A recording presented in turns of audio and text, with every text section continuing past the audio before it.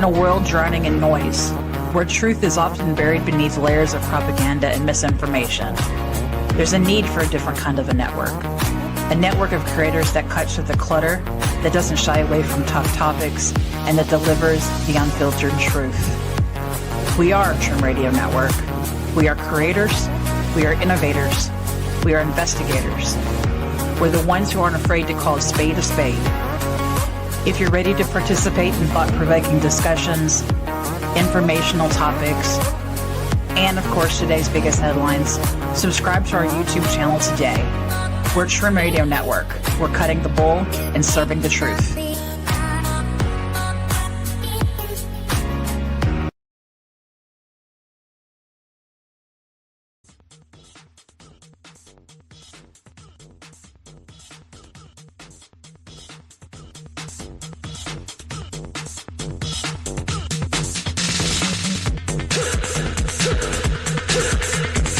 Take the red pill, take the blue pill, take the red pill, take the blue pill. Take the red pill, take the blue pill, take the red pill, take the blue pill. Take the red pill, take the blue pill, take the red pill, take the blue pill. You take the red pill, and I show you how deep the rabbit hole goes.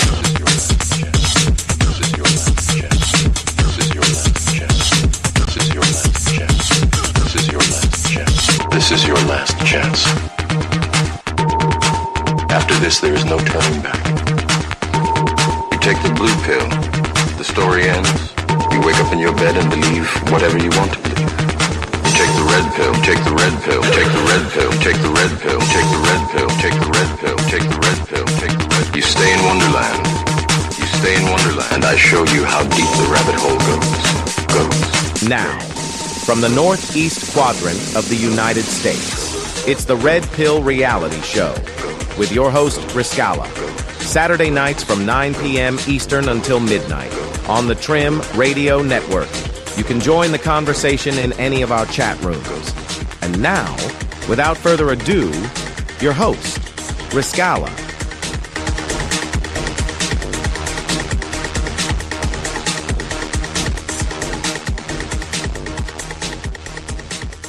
Hello and welcome, everyone. Been having a problem today with the internet and the power. I guess because it's so hot. Let me turn this silly thing off. I guess because it's so hot, people are cranking up their ACs, and we had a couple of, I call them brownouts. We didn't, it's long enough for everything to get reset, and literally a minute before the show came on, we had one of those that flicker, and of course everything goes off, and then I have to wait for the computer to reboot, and we have to wait for the internet service provider to get their power back, and such fun.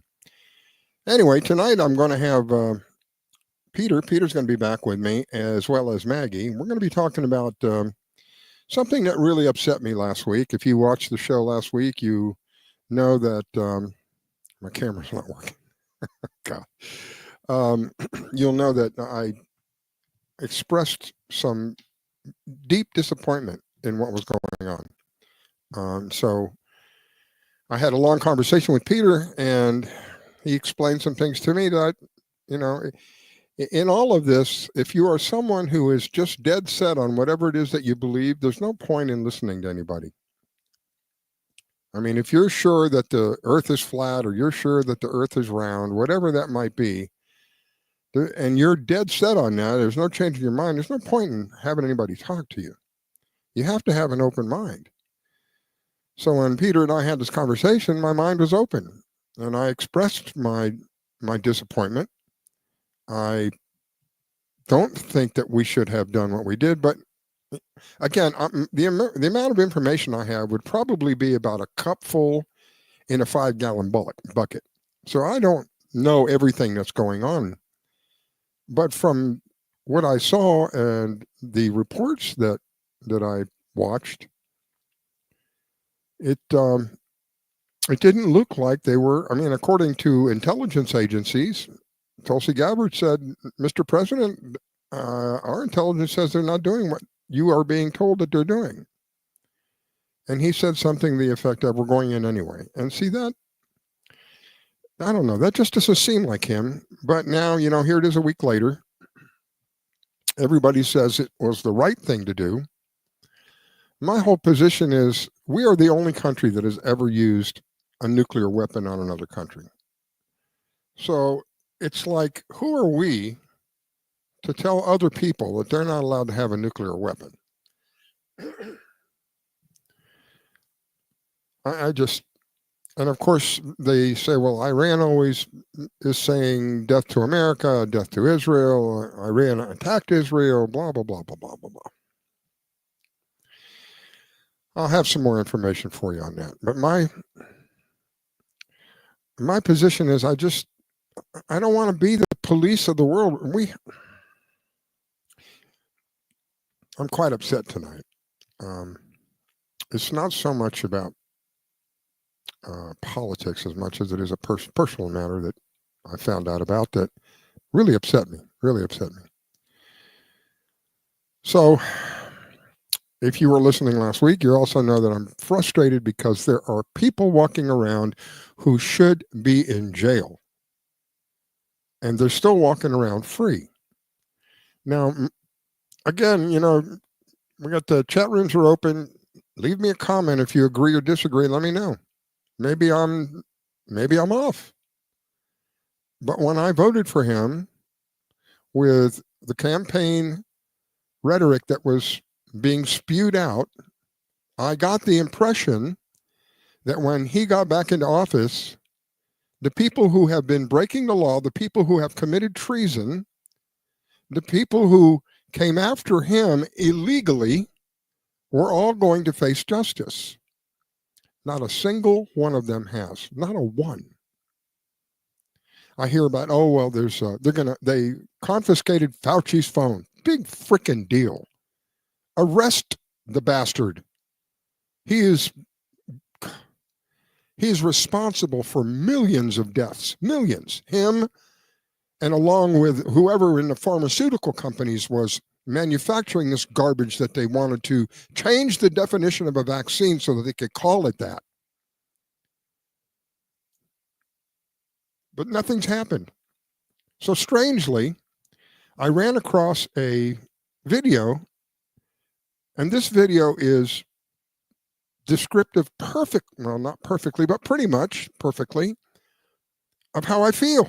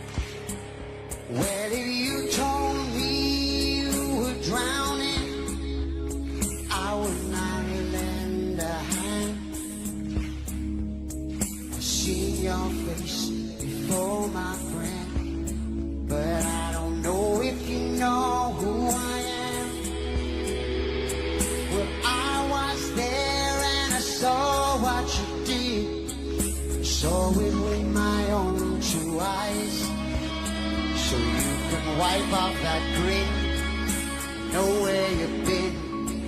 Something a packed life, and I can feel it coming in the air tonight. Oh Lord, well I've been waiting for this moment all my life. Oh Lord.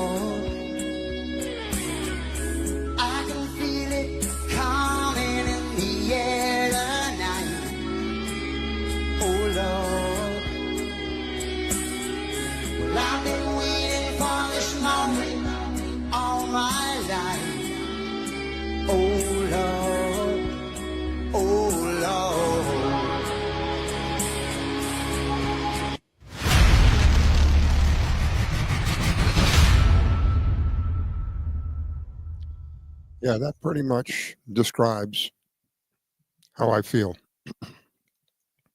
And why is it none of them have been arrested? I've had people tell me, "Oh, Riscalla, you have to be patient. The wheels of wheels of justice turn slowly." How slowly? I don't think they're turning.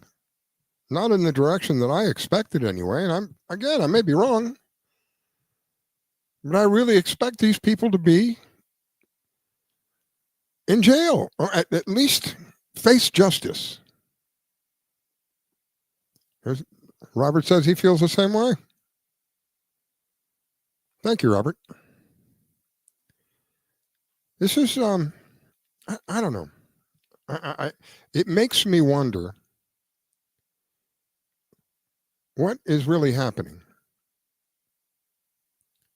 Because if you go back and listen to the things that were said before the election, I got the impression that the video we just watched would be for real.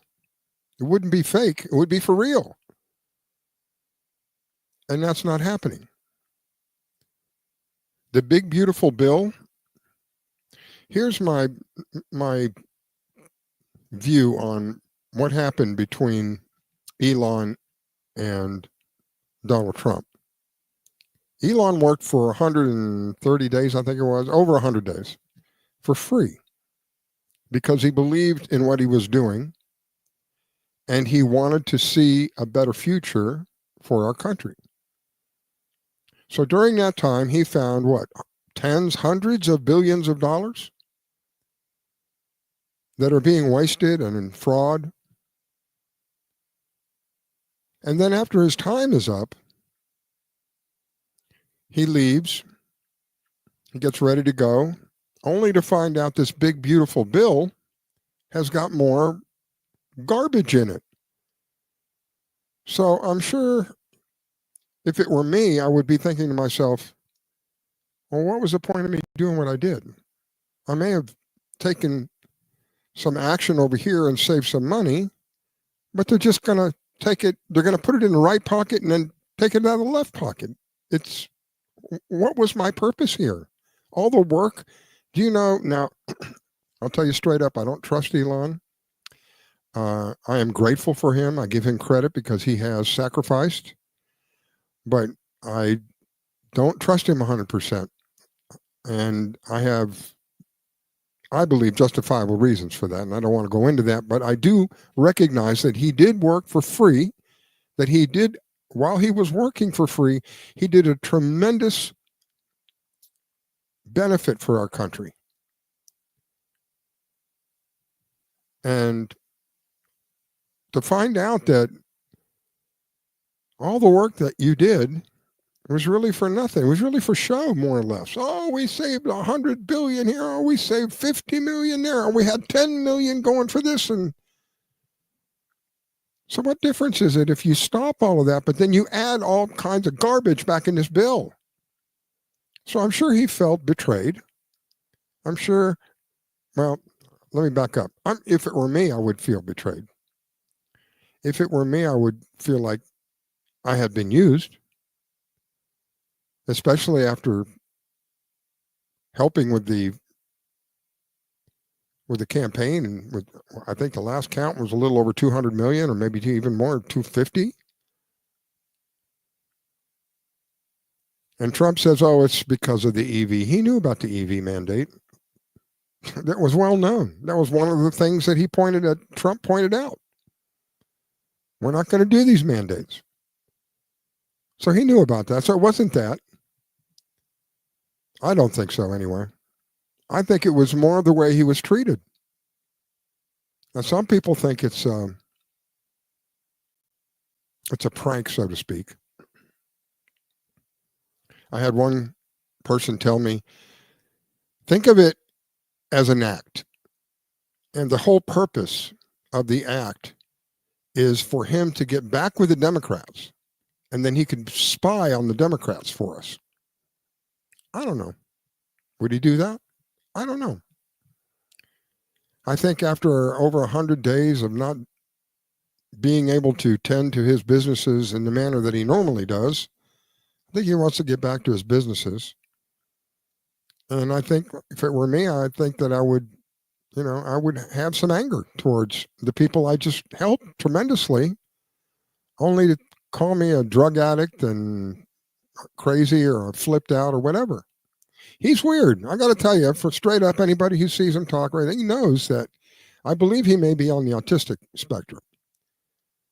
But I don't think that's what the root of this is. I think the root of this is I worked for over 100 days for free for you guys. I found all kinds of waste. I found all kinds of fraud.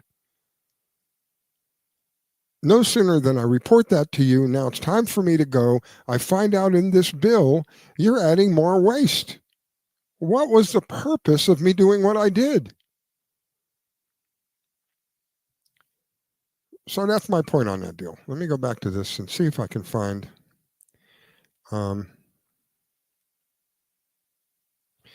I have said repeatedly that our fight may be in the physical, but the root of the fight is in the spiritual realm. That there are people who are just straight up evil. There's no other way to describe it. And this is one of the things I'm talking about. How do you explain this? This might be the most satanic thing I have ever seen at any sporting event, and maybe at any event, period. You're watching the opening ceremony for an FCK football soccer game, a demonic image coming out of a pentagram that was formed in the crowd, and demonic summoning. Now, all of this is written in Latin, and I'm going to show you what it says because some of y'all need to wake up. Hear us, O Lucifer, and arise from the abyss, take our souls. To light us, O morning star, and arise from the abyss, take our souls. How are you fallen from heaven, O Lucifer, son of the morning? Lucifer is not the morning star. I, Jesus, have sent my angel to testify to you these things in the churches. I am the root and the offspring of David, the bright and morning star. Satan is a deceiver, he is a destroyer, and he is the father of all lies. I'm showing you all this, my friend, because some of you need to wake up to see the real fight that's happening. We're not in a fight over governments, politics, or human rights. All of that is a distraction. It's a deception for the sole purpose of destroying souls. I'm trying to beg of you, my friend, to call on Jesus today. He is the bright and he is the morning star. He is the only one that can give you eternal life. He's the only one that can give you peace and rest. My friend, there is an evil that's about to settle on this world that most people have no idea about. The world is shifting, my friend. You can see it. And I'm trying to tell you that if you want salvation, if you want hope, run to the cross. Run to the cross while you still can. I want to point something out. If there are people, well, before I even say that, let me back up a moment. There are laws of the universe that cannot be changed. For example, there are laws of balance. For every plus, there's a minus.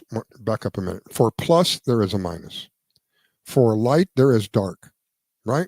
So if you see, let me go back to this for a minute. This might be the most satanic thing I have ever seen at any sporting event, and maybe at any event, period. You're watching the opening ceremony for an FCK football soccer game, a demonic image coming out of a pentagram that was formed in the crowd, and demonic summoning. Now, all of this is written in Latin, and I'm going to show you what it says because some of y'all need to wake up. Hear us, O Lucifer, and arise from the abyss, take our souls. To light us, O morning star, and arise from the abyss, take our souls. How are you fallen from heaven, O Lucifer, son?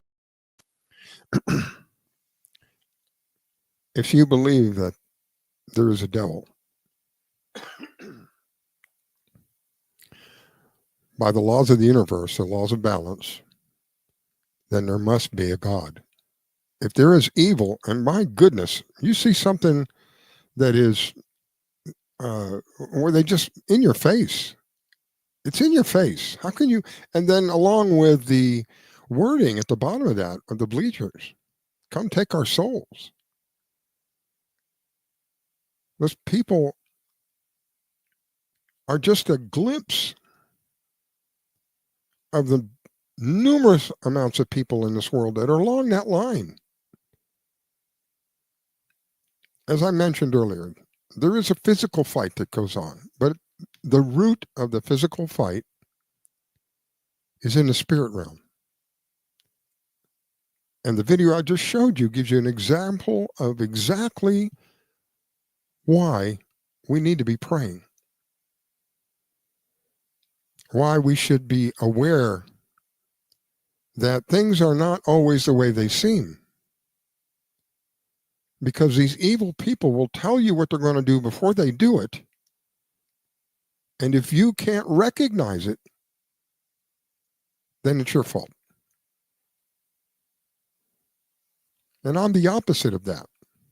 And I've used this analogy many times. If you and I are walking on the sidewalk, and you happen to be on the street side of the sidewalk, in other words, you're the closest to the street, I'm on the other side of you. You got headphones on, you're enjoying the walk, it's a nice day, everything's cool. I'm kind of looking around, I see a car on the road. And as it gets closer, it appears that this car may be veering to the right, which would hit you. And I yell and you don't hear me. And so I grab you and I literally push you to the opposite side of me, keep you from getting hit. That's my belief. If I have information that can help somebody, and I withhold that information, and that somebody is harmed in some way, shape, or form, then I share a degree of the guilt of that. That's why I do what I do. I don't make any money. This costs us money to do this. I don't ask for donations. If you guys want to go to our shop and buy something, that's awesome. But we're not here for the money. I mean, if you go back and look at any of my shows, the only time I ever asked for donations is when the station that I was on asked me to ask for donations for the station, not for me, so that they could pay the bills and we could keep doing what we're doing. So it's not about money. It's about something far more important. It's about changing the lives of people when they're able to think. I don't want you to think like me. I want you to think for yourself. God has given you the equipment that you need upstairs. If you use a little bit of logic, if you use some rational thinking, if you understand that you are your best advocate, if you'll turn in some common sense and turn off the blasted television, in turn, take some time and read and watch videos, documentaries that can help open your eyes to see and help you understand that the evil that we're up against is far greater than your worst nightmare. But the one thing that can overcome darkness is light. Many years ago, I went to a church service, and the pastor wanted to illustrate, give us an example of one light and what it can do. So there was probably, I guess, about 50 people. It's a small church. It wasn't very big. Kind of like a family church. So what they did is they turned all the lights off. The church got really, really dark. You could hardly see your nose in front of your face. Pastor lit up a Bic, held the Bic to a candle, and you had a little bit of light, and all of a sudden the darkness started to go away. As he was holding the candle up, a couple of the deacons walked down the rows, started handing everybody a candle. And what the pastor said was, I'm going to start here, and he started at one point, and when I light your candle, I want you to turn to the person alongside of you and light their candle on down the row.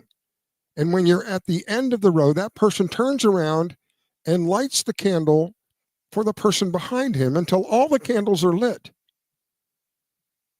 I was shocked. I think there was about 50 of us.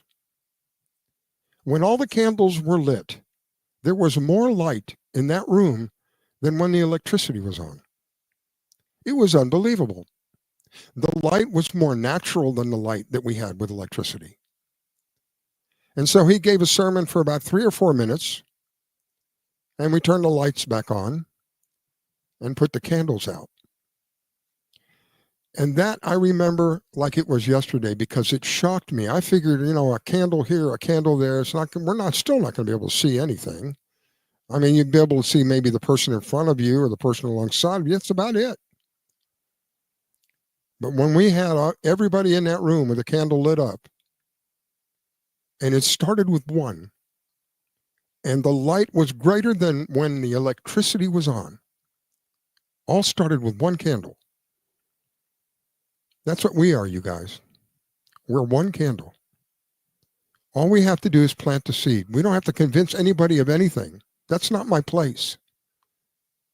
All I want from people is, I'm grateful that you will take the time and listen, that you will look up the show and listen to the archives. I'm grateful for that, ever so grateful for that, because I do my best to give people information that can help them in some way, shape, or form. Whether it's, we talked many times in past shows about how I experienced a cancer. Had cancer of the bladder, had cancer of the prostate. And I pissed my doctors off because they wanted to do this and they wanted to do that. And I said, no, we're not going to do that. And my one doctor looked at me with a face of frustration. And I walked away. 45 days later, I came back. No more prostate cancer. A year down the road, somehow I was lucky enough to get bladder cancer.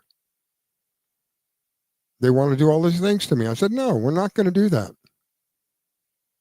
Went home, did my thing, came back. So I've experienced the fear. It's like being kicked in the stomach. Riscalla, you have cancer. It's like somebody karate kicked you, right? A throat punch. I remember driving home. I had to pull over. I was crying so hard I couldn't see. What am I going to do with this? What am I going to do with that? Who's going to take care of this? Who's going to do this? It truly is a nightmare living alive in you. But once you learn that it's a treatable and very, very easily curable, what they call disease, I found out it's a fungus. Cancer is a fungus. I wonder how many people know that. There's a doctor, an Italian doctor, an oncologist, Dr. Simoncini, who uses baking soda to kill tumors. Cancerous tumors. He uses baking soda. And he has made several papers describing what he understands as cancer is a fungus. And of course, now we have so many more tools. I didn't have all this. This was back, gosh, probably more than 10 years ago. Yeah, it was a lot longer than that. Time is a blur. When you get older, time becomes a blur. At least it does for me. We didn't have all that. I did other things, but now we have ivermectin. We have mebendazole. We have fenbendazole. A protocol of using the 3 has been peer-reviewed by doctors and shown to be highly successful in getting rid of that nasty thing. So there are more tools. Every day I hear about some new stuff that's coming out.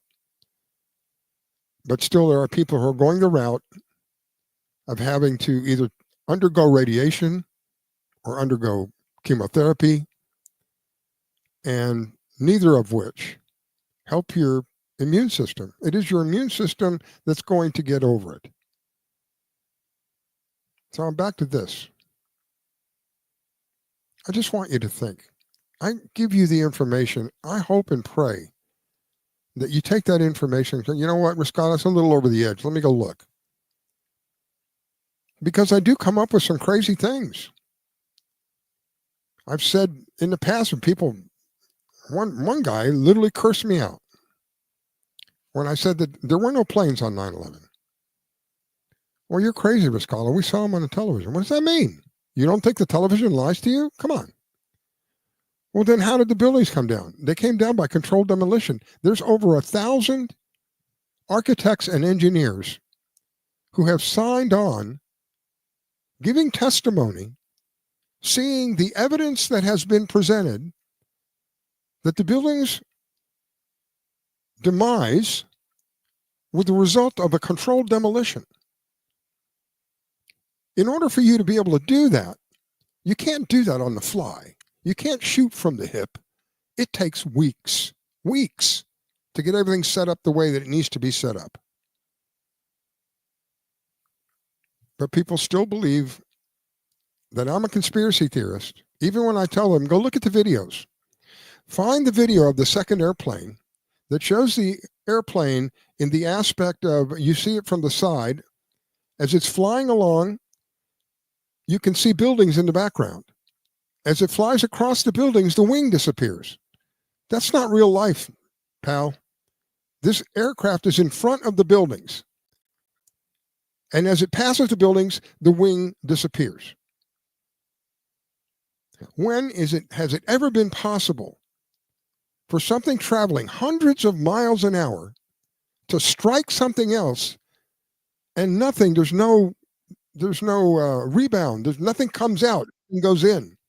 Almost as though the aircraft themselves were red hot and the buildings were softened butter. They almost, if you go back and watch it, it almost looks like it's sucked in. And the videos are still up where they made a mistake with the computer graphics. They're shooting the building from the side. You see the aircraft go in the front, and then all of a sudden it comes out the back, and then it backs back in again. There were no aircraft on 9/11, people. That's just the tip of the iceberg. I go back to 9/11 because so many people have forgotten. 9/11 is the reason that we are suffering what we are suffering today. 9/11 was the introduction of the darkness. Well, it wasn't the introduction. It was a reintroduction because it had been here for a long time. It was just a shotgun load of darkness upon us. And ever since then, I have seen our country spiral downwards over and over and over. One president after the other. For a very short period, when Trump was in the first go-around, that spiral almost stopped. And then, of course, when the idiots got back in, they made up for whatever they lost. Tens of millions of illegal people here. We have no idea who they are.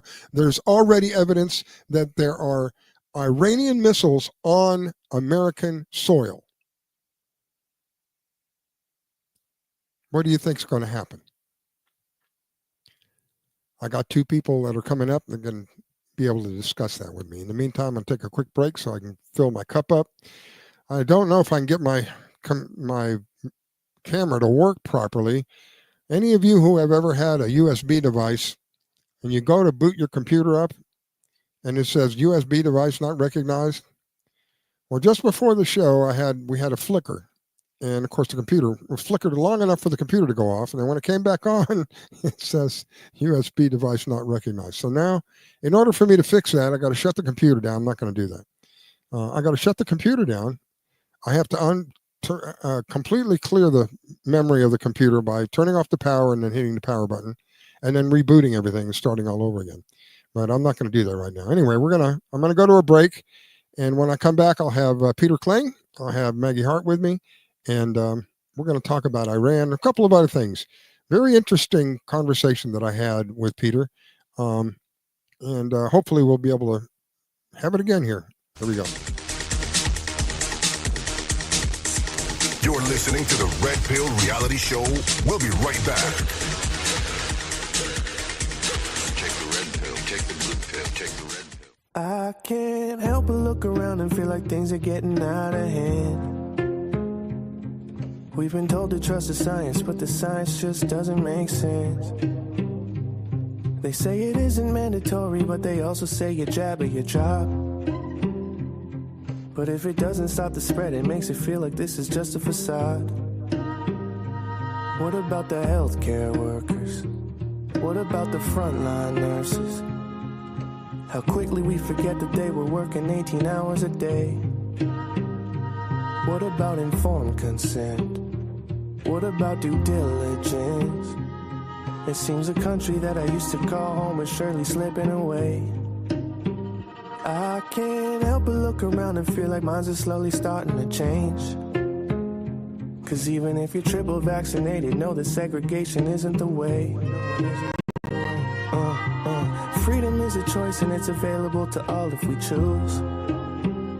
But first things first, you gotta turn off the news. Yo, what about the healthcare workers? What about the frontline nurses? How quickly we forget that they were working 18 hours a day. What about informed consent? What about due diligence? It seems the country that I used to call home is surely slipping away. If you're late to the party, there's plenty room at the table. This side don't discriminate. I'm calling on every single man, woman, child of the able. It's time to take the streets and liberate. But please don't be a part of the problem, staying willfully ignorant, cause there's just way too much at stake. Yo, it's okay to change your mind, you can admit you were wrong, cause where there's perfect love, there ain't no shame. Heavenly Father, show me what I don't understand yet. I got my marching orders, I don't fully know the plan yet. Hold on to my Bible before bed, no it ain't banned yet. Did you know the makers of the vaccine make the Xanax? I would never lean on corporations for morality, cause they put their profits over people for their salaries. I know they wanna make you bend the knee for your normality. I know you feeling all alone, but in reality, there's way more of us than them. There's way more of us than them. There's way more of us than them. There's way more of us than them. There's way more of us than them. That's the truth. There's way more of us than them. There's way more of us than them. There's way more of us. There's way more of us than them.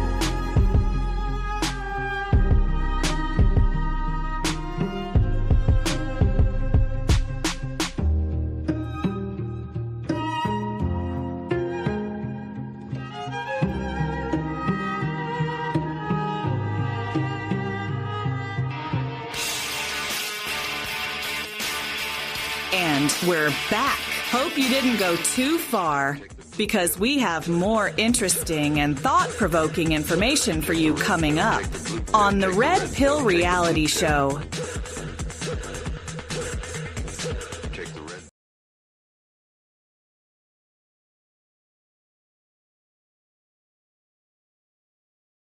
All right, well,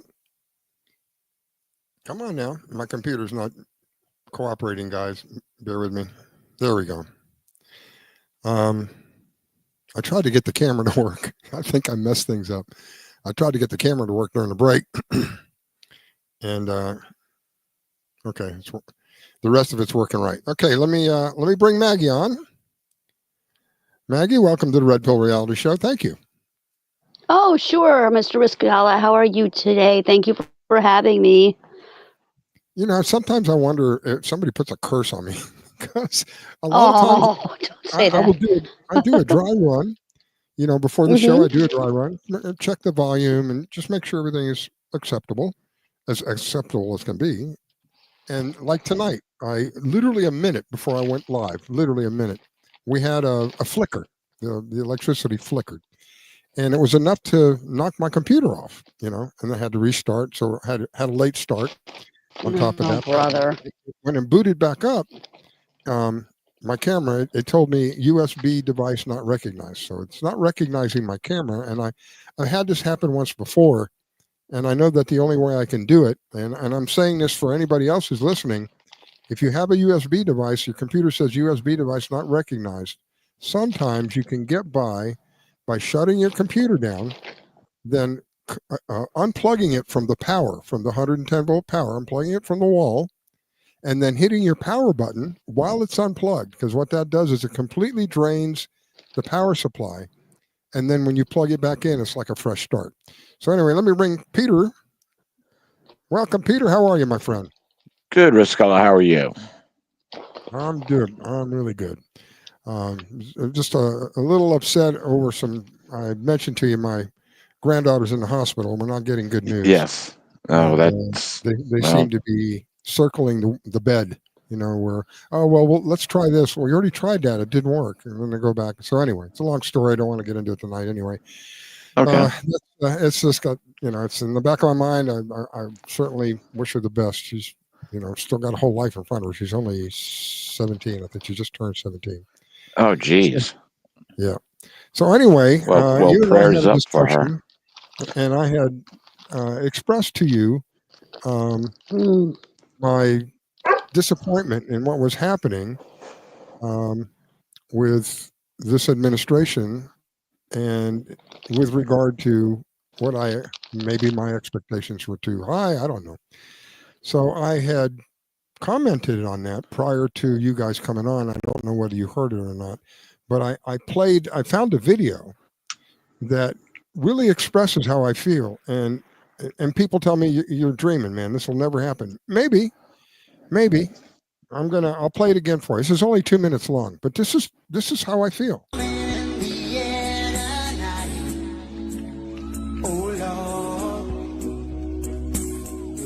I've been waiting for this moment all my life. Oh Lord, can you feel it coming in the air tonight? Oh Lord, oh Lord.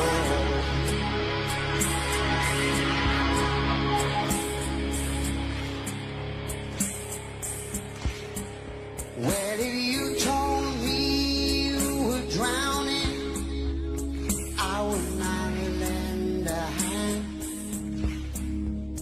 I see your face before, my friend, but I don't know if you know who I am. Well, I was there and I saw what you did. Saw it with my own two eyes. So you can wipe off that grin, know where you've been. Some in a packed life, and I can feel it coming in the air tonight. Oh Lord, well I've been waiting for this moment all my life. Oh Lord, coming in the air tonight. Oh Lord, well I've been waiting for this moment all my life. Oh Lord, oh Lord.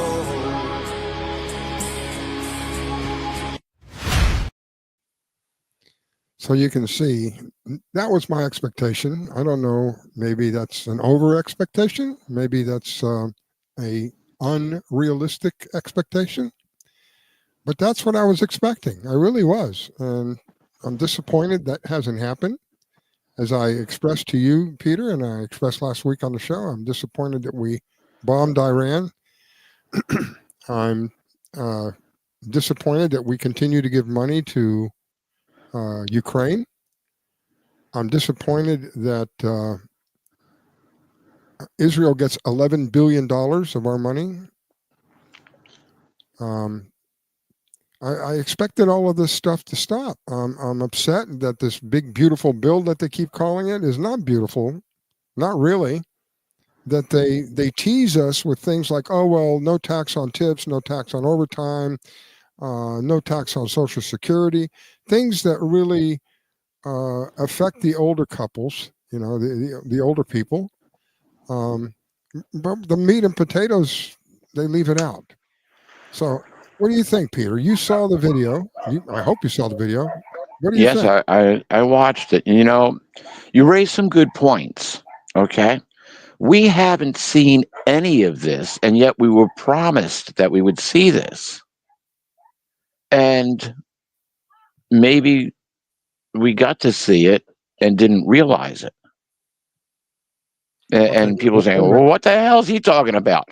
Well, hold your thought for a second. If we're Yeah. going to go down the road of, oh, well, they executed Biden back in 20 and they executed Clinton back in 19, and I don't know who else they executed, blah, blah, blah, blah. And my argument is, if that's the true, if that really is, and there is a double or a clone or whatever it is taking their place, what value does it bring to the table to execute a piece of evil, but yet there's a piece of evil that's the same evil? Okay, go ahead. I'm going to start this off with, I was watching one of the Trump rallies.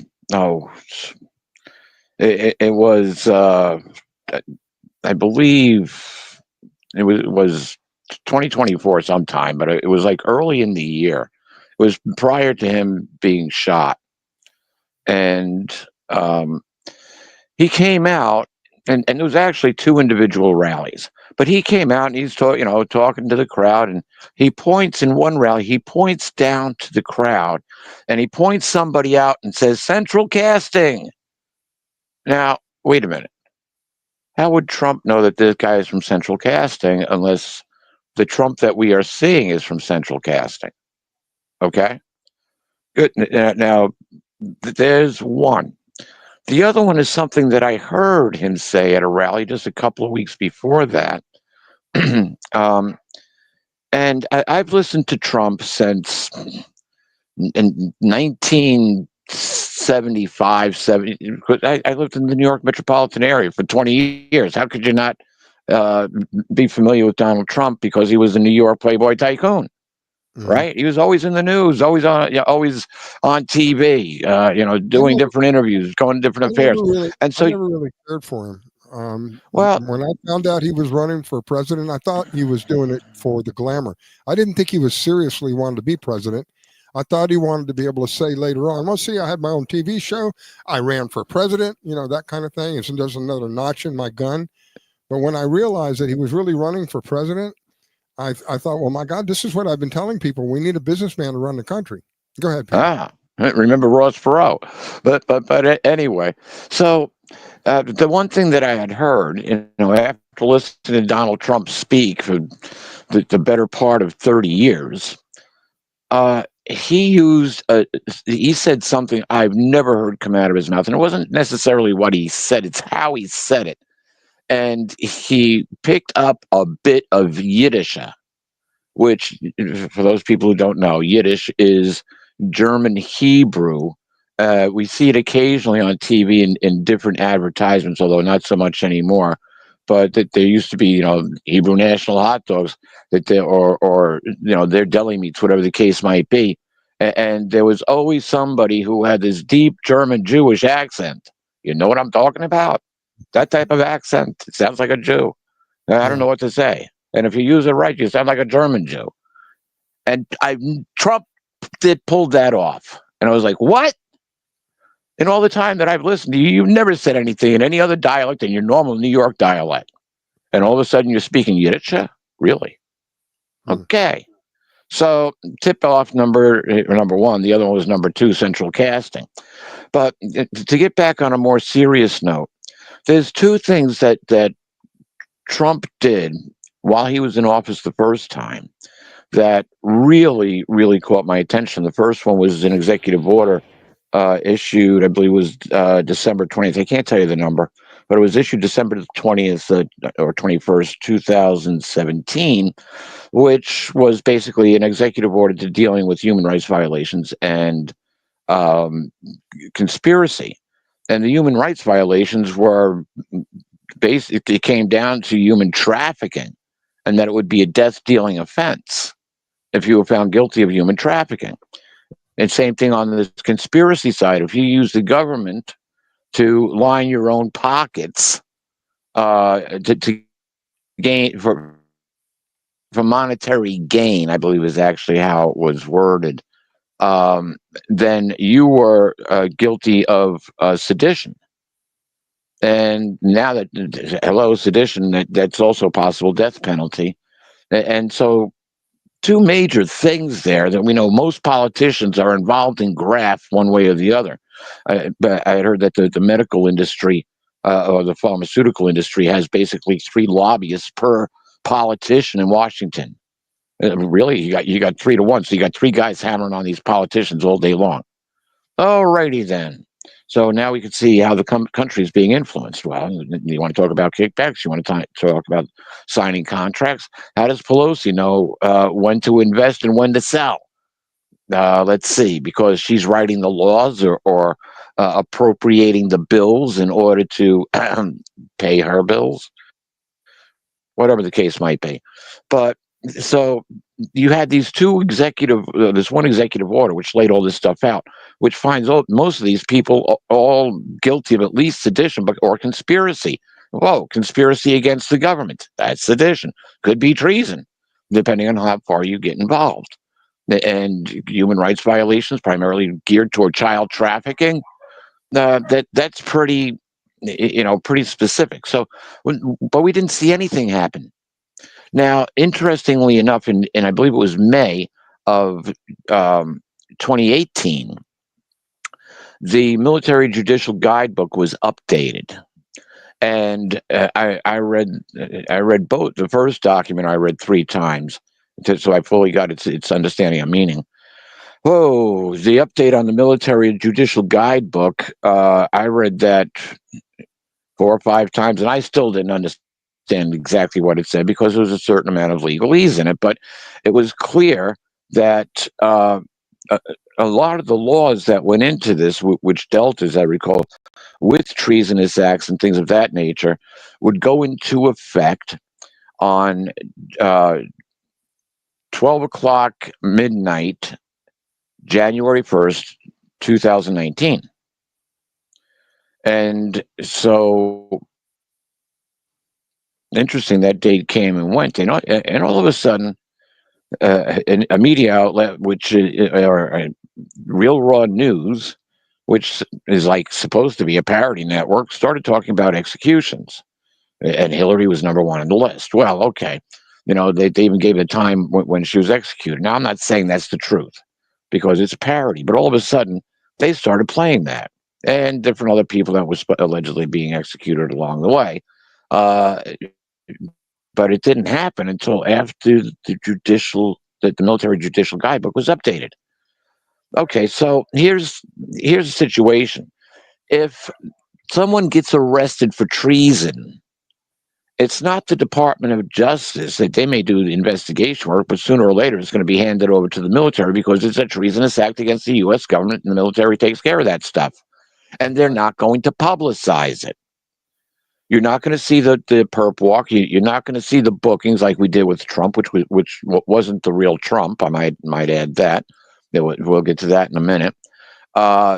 It's a little central casting, but what we saw was all of a sudden things that were out of place. Now, prior to that, I'm going to point 3 examples. No Name McCain, Hillary Clinton, and Joe Biden, each with an ankle boot on. Wait a minute. We know what happened to No Name McCain. We saw his funeral. He couldn't figure out which ankle to keep it on either. Yeah, good point. That slipped my mind. Yep. It bounced from ankle to ankle. So why did all 3 of these people have boots on? So you got to start questioning what's going on. Now, here's another caveat, which a lot of people miss, is that when Trump didn't get his information from all the different intelligence agencies about the fraud of the 2020 election, he thought that we might be under attack by a foreign government. He also had the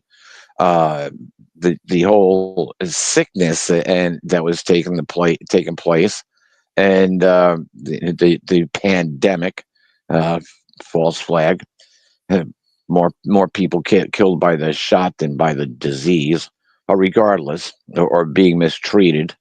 But regardless of that situation, Trump put us under the Continuity of Government Act.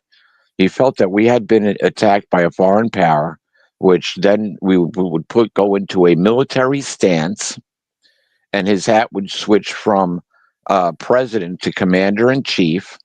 And under COG, and most people never heard of this, the government is run by the Senior Executive Service. Go look it up. I ain't making it up. So that means essentially anything that Congress does has to be approved first by the Senior Executive Service. Two people. I'm sorry? Who is that? Who is the Senior Executive Service? The Senior Executive Service is a group of appointees. This was invented by Daddy Bush, George H.W. Bush under the Carter administration, and Carter approved it. That when if the United States was in a military conflict, in a state of war, that Congress would stop. Congress may have to be put under a bunker somewhere, and they already had that figured out. It was at what was it? White something hotel in Virginia. They had a tram that ran straight out there from Washington, D.C., and they fortified their underground bunker, and that became obsolete. So it's been moved someplace else now. But regardless, Congress would go into hiding. The president would go wherever the president would go. And then the Senior Executive Service, which is a group of these unelected officials, would basically run the government. So in a state of war, that the Senior Executive, and you can look this up, seniorexecutiveservice.org. You can go through the pages. They'll explain what their function and what they do. But and you'll even find people that are on there, I believe, members of the Senior Executive Service. But among them were globalist Henry Kissinger and globalist Madeleine Albright. And so, they're appointed. You can't fire them. They're appointed until they decide to retire. But guess what? You can arrest them for treason. And so when the Senior Executive Service took over, we saw a fake Biden become president of the United States. That was their way of dealing with it. Hey, believe what you want, but when Biden was sworn in, it was a bright sunny day, very windy. That's what they showed us on the TV screens. Yeah, it didn't and have that. It was recorded. In Washington, D.C., it was cold and rainy. That was all pre-recorded. You know why? Yep. I believe that was all pre-recorded because the information that I had prior to him coming in to take the oath, and this came from pretty accurate sources. I mean, stuff that I listened to from them in the past has been, I would say they're realistically 75 to 80% accurate in what they say. And they all were saying the same thing, that when these people go to swear this man in, they're going to arrest the whole group of them is going to go all at one time, because that's a massive, it's a massive outcome. What do they call that? It's I can't think of the right word. Insurrection. That's a massive insurrection happening right there.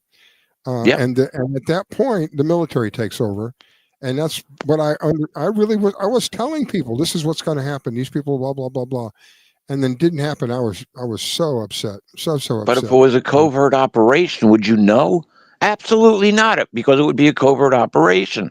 The military doesn't have to report anything except to the commander in chief. Mm-hmm. That's it. And so, if you go back to the Q post, I don't care whether you like them or not, but Q post said, hey, make more popcorn. We're watching a movie here. In other words, you have no control over what's going on. A lot of this is already underway. We're doing this behind the scenes, and you're watching people from Central Casting. And so, I'd like Maggie to chime in here because we discussed this ad nauseum with the different Bidens that we were seeing. And so, Maggie, you want to throw your 2 cents in on this? And then we'll get to the other part where you want to go to Persia. Oh, okay. Well, yeah, essentially it's all been an act. It's all been a show. And with Trump, I was shown that Trump was going to win the election the first time over Clinton. And I was shown what Clinton did, what Hillary did during, but I wasn't given the name Pizzagate. And I didn't sleep for 2 days because of the atrocities that I was shown that she was performing against children, she and her cronies. But what I was told about Trump was he's going to do a lot of good for this country. He's going to be good for this country. He saved us from the brink because the alternative would have been Hillary. And had it been her, we would have been in so much more trouble, so much more quickly, and way worse than we could have even possibly imagined. The FEMA camps, all of that, I feel would have been a probability much more than a possibility. However, what I was shown in prayer is watch him later. And this is the kind of thing that I've been trying to caution everybody about for the past year and a half. But, and we've talked about it on our previous shows that we've done together, is Trump's a great guy in a lot of aspects and has done a lot of good things for our country. But there are still things that he cannot do, is not able to do. And there are still things that he's going to do for the betterment of himself first. And people just need to wake up to that fact. And I'm sorry if it disappoints you now, but I tried to tell everybody that about a year ago. And they all were like, oh, no, you can't go against Trump. Trump's the golden boy. Trump's this, Trump's that. Well, now people are starting to see the reality of the situation, which is that he is good for our country, has done a lot of good for our country. But there are a lot of things there that are gearing us up for biblical prophecy and for what scripturally is supposed to happen. And so far as the masks, that falls into place with him as well as with the Bidens. And yeah, I mean, there have been many Bidens. There have been actors. They've been clones, maybe, definitely actors. And the same thing is happening with Trump. Now, part of that is for his security, and I get that. And I can appreciate that. But there's also, there's a lot of speculation out there, the good Trump, the bad Trump. Well, if something that goes off in a public forum isn't exactly acceptable, or like Peter said, with the guy with the Jewish accent, obviously it's not Trump. But people were like, okay, that's the bad Trump. It wasn't the good Trump. So now we have all this conspiracy theory swirling around about that. Well, is it the good Trump or the bad Trump? Who's performing these deeds? If it's a good thing, it's the good Trump. If it's a bad thing, it's the bad Trump. And it gets so convoluted, doesn't it? And it gets so hard. And that's why we need to use prayer and discernment to try and help us through a lot of this. Because, bottom line is we're coming up into times biblically where, it's not going to be so great. And there are going to be things come to light that will surprise. You're breaking up. I think a great many people on both sides. Maggie, you're breaking up there, sides of the sweetheart. spectrum, and nobody's literally like spotless in any of this. And somebody bought Trump out of bankruptcy a long time ago. Was it this? What's that? You can only hear every other word, Maggie. Okay. All right. Well, I'm going to let somebody else take a turn then, and I'm just going to go silent for a minute. Okay. And just, if you want to respond to that, Riscalla, or Peter? I didn't want to upset you, Maggie. I was just letting you know that we were having a hard time hearing you. Yeah, you may want to relocate someplace closer to the antenna. Let me let somebody. No, Do you're what not you. upsetting me. I'm trying to speak a little louder. Yeah, this is it's. I'm trying to speak a little bit louder, but I was just letting you know. If... Oh, I don't know what happened. Anyway. The dog ate the phone. Anyway, let's get back to the situation that we started. And I appreciate Maggie's input. I don't know what happened with the communication. We're basically in the same location here, but anyway, regardless. So we've got as far as Trump goes. I knew it was going to be a different game when he came down the escalator, because when he went and made his announcement, he stood in front of the naval military flag. And immediately I thought the military's backing him. That was the first thought that came to my mind. Yeah, that's the story I've heard, that the military are the people who came to him and said, we're either going to have a military coup, which they felt. Now, this is, I don't know if this is true, people. I'm just telling you, this is what I had read, again, from many different sources, that the military came to him and told him, we have two options on the table. Either we go in physically and arrest everybody right there on the spot. And if we do that, we feel that the country will be hurt so badly, we'll never recover from it. We would rather that we have an individual who can go in and win it honestly and then begin the tear down from there. So I don't know how accurate that is, but I've heard that from, probably as 5 different sources. Well, what I had noticed, and it's not as much. I always said, don't listen to what people are saying. Listen to what they don't say. What aren't they talking about? But when Trump gave his, when he threw his hat in the ring to run for president, he stood in front of the American flag with gold fringe and tassels. That's a war flag. Yeah. And at that time, everybody else who had joined the ring of running for president was standing in front of a regular flag, no gold fringe, no tassels. But after Trump did it, everybody did it. Yeah, I just happened to notice that. It's like I saw Trump standing in front of that flag, and I'm like, uh-oh. That's different than everybody else has been standing in front of, and it was obvious. He threw the gold fringe on it. I said, the military's backing him. There's your next president. And the rest is history. However, we have to look to where there's multiple Trumps. There's a real easy one. We just had the NATO meeting over in Europe. Trump went to the NATO meeting. It wasn't the real Trump. It wasn't the real Donald. It was an imposter Trump. And yet they sent him to a world conference. Interesting. How can you tell the difference? Because the imposter is only about 5'10". Donald Trump is 6'3". At least according to his last physical, which he just had, 6'3". Yeah, he's the pretty same tall. thing. The same thing happened when he went to Notre Dame. And I said, that ain't the real Trump. Why?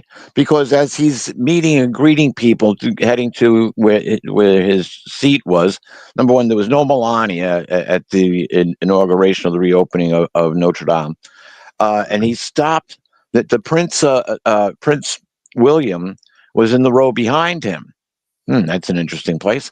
So as Trump is getting into his row, he does a little quick meet and greet with Prince William, and he's looking up to William. Now, William is 6'3". Trump is obviously shorter than William. They should be the same size, the same height, right? And then they did a presser at after the Notre Dame ceremony was over.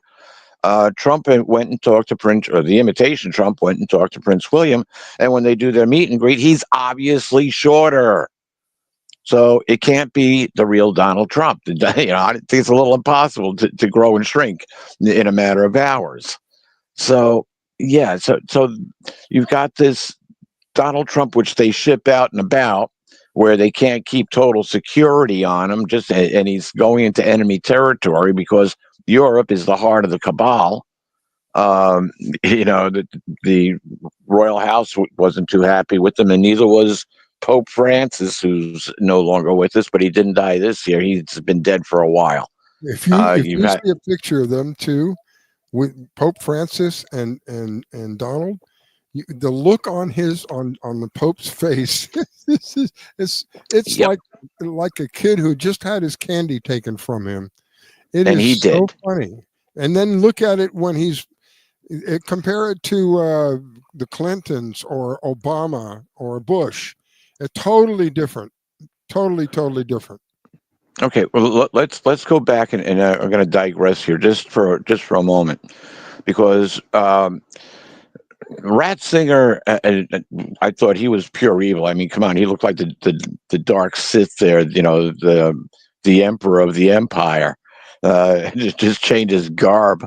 But anyway, yeah, he just looked pure evil, so we're not going to talk about him. But when he resigned, that set off a firestorm in a lot of people's mind because it hasn't been a resignation of a pope for 600 and some odd years, and now he resigned his post. Why? Because he's deeply involved in pedophilia and child sacrifice since his Nazi days. But regardless, they bring in Bergoglio, who's involved in child trafficking in Argentina. Really? And he's also a Jesuit. Jesuits under canonical law cannot become pope. And when was he made pope? Let's see, March 3rd, March the third month, on the 13th day in 2013. And so I watched this pope like a hawk. So I believe it was 2013 anyway. It's been a while, but regardless, I watched him like a hawk because of the numbers. Wait, he was installed on the 13th of the 30th. Too many 13s in line here, and it was in October of that year. He came out with a 41-page treatise, which I read a couple of different times. It was October 2nd that he actually put it out, and that treatise was the backbone for the post 2015 development agenda. And when he was in the country in the fall or the end of the summer, we already started autumn. Um, it was on the last of the Tetrad blood moons, which we won't talk about tonight. But he spoke at all of America's holy places. He spoke at the Capitol, talked to all of our lawmakers. John Boner resigned on the spot after breaking down into tears. And then he went and spoke at the White House and partied with Obama. And as we references, there's a picture of the two of them yucking it up, like the Pope just told a funny joke, whatever it was. Yeah, the joke was on Americans because then he went to Independence Hall, spoke to Americans there, and then he went to the United Nations and spoke to the world there. And so he had covered all of America's holy places, and lights, bells, and whistles all went off, and took me right to Matthew, the 24th chapter, and the 14th verse, which says, "When you see the disgusting thing which causes desolation standing in a place where it ought not, let the reader use discernment. Then let those in Judea begin fleeing to the mountains." And that's when I fled to the mountains. So interestingly enough, that started the whole ball rolling. And then the General Assembly closed on the fourth and final Tetra blood moons. Now, those Tetra blood moons were all on high Jewish holidays. That would be a full blood moon, and there were four of them, all on Jewish holidays. There are also four solar eclipses, all on major Jewish dates. So that hasn't happened since the time of Christ, so they say. Interesting.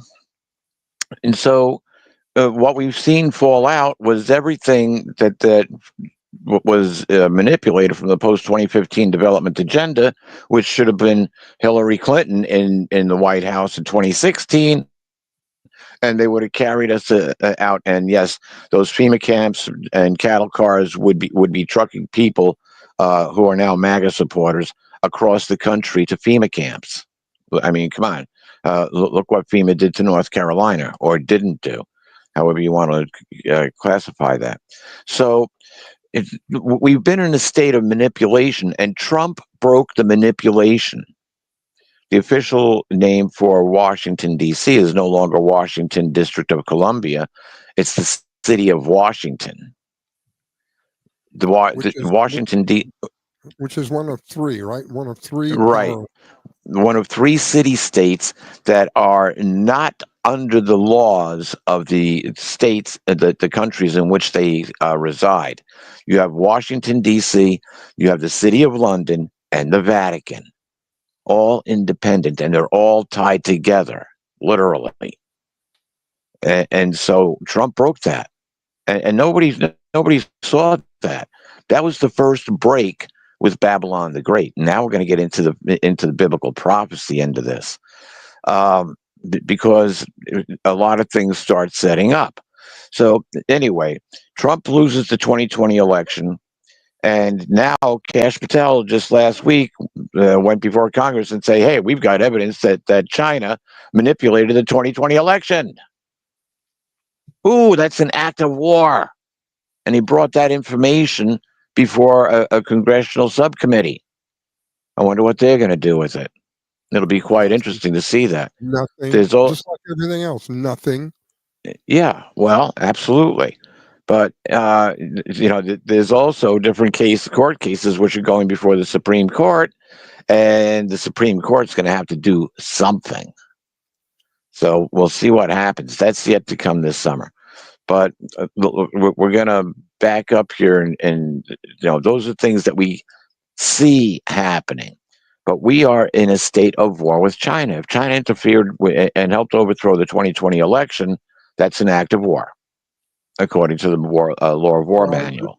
They already believe, I don't know if it's been documented now, but they believe that the virus originated from China, and it was purposely set upon the United States. Oh, without a doubt. Remember the Spanish. So what I'm saying is that they've already committed an act of war. This is my frustration. Now, I don't want to go to war with China. I'm sure that, I hope I'm speaking correctly, but I'm sure that there's people in our government don't want to go to war with China. That's the last thing in the world they want, for many reasons. So what's the alternative? We just take it. We just, No, it's a biblical alternative, and it'll come to pass. But we're not there yet. Okay.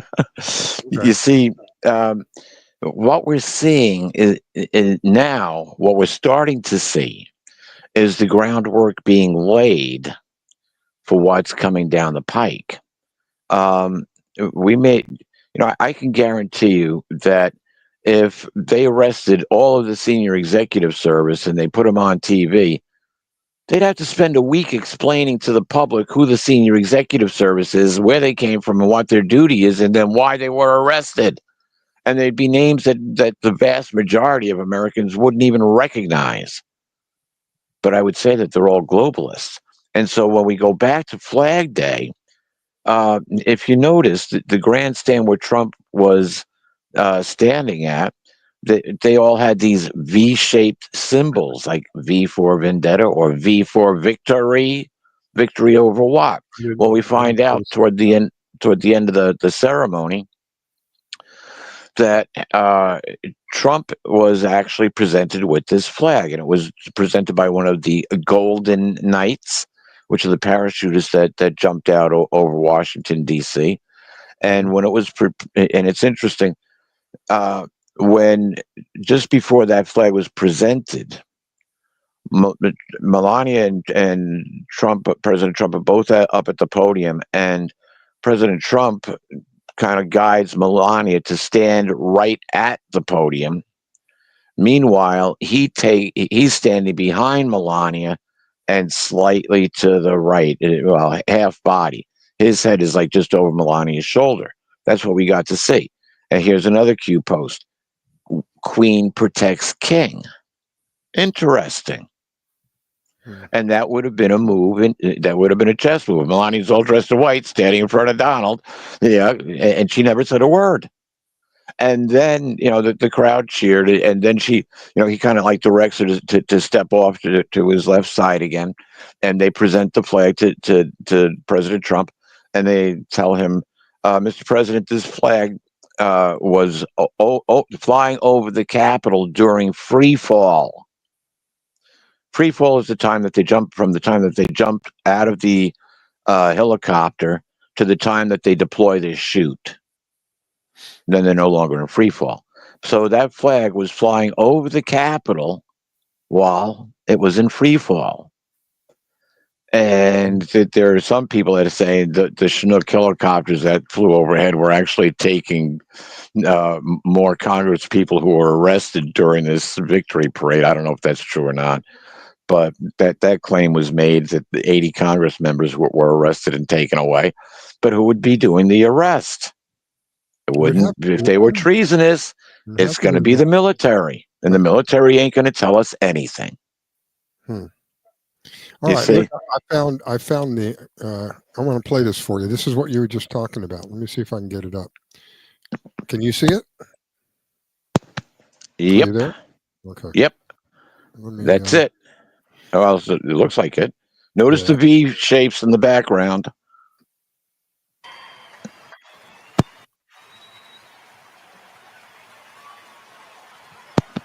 Queen protects king.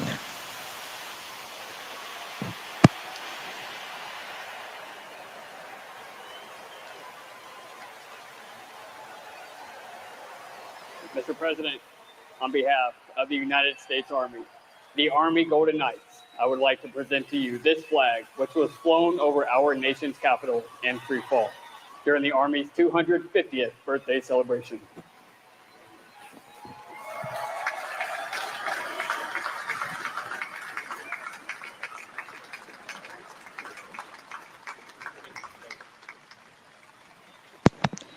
Notice Trump's smile. See if it's familiar.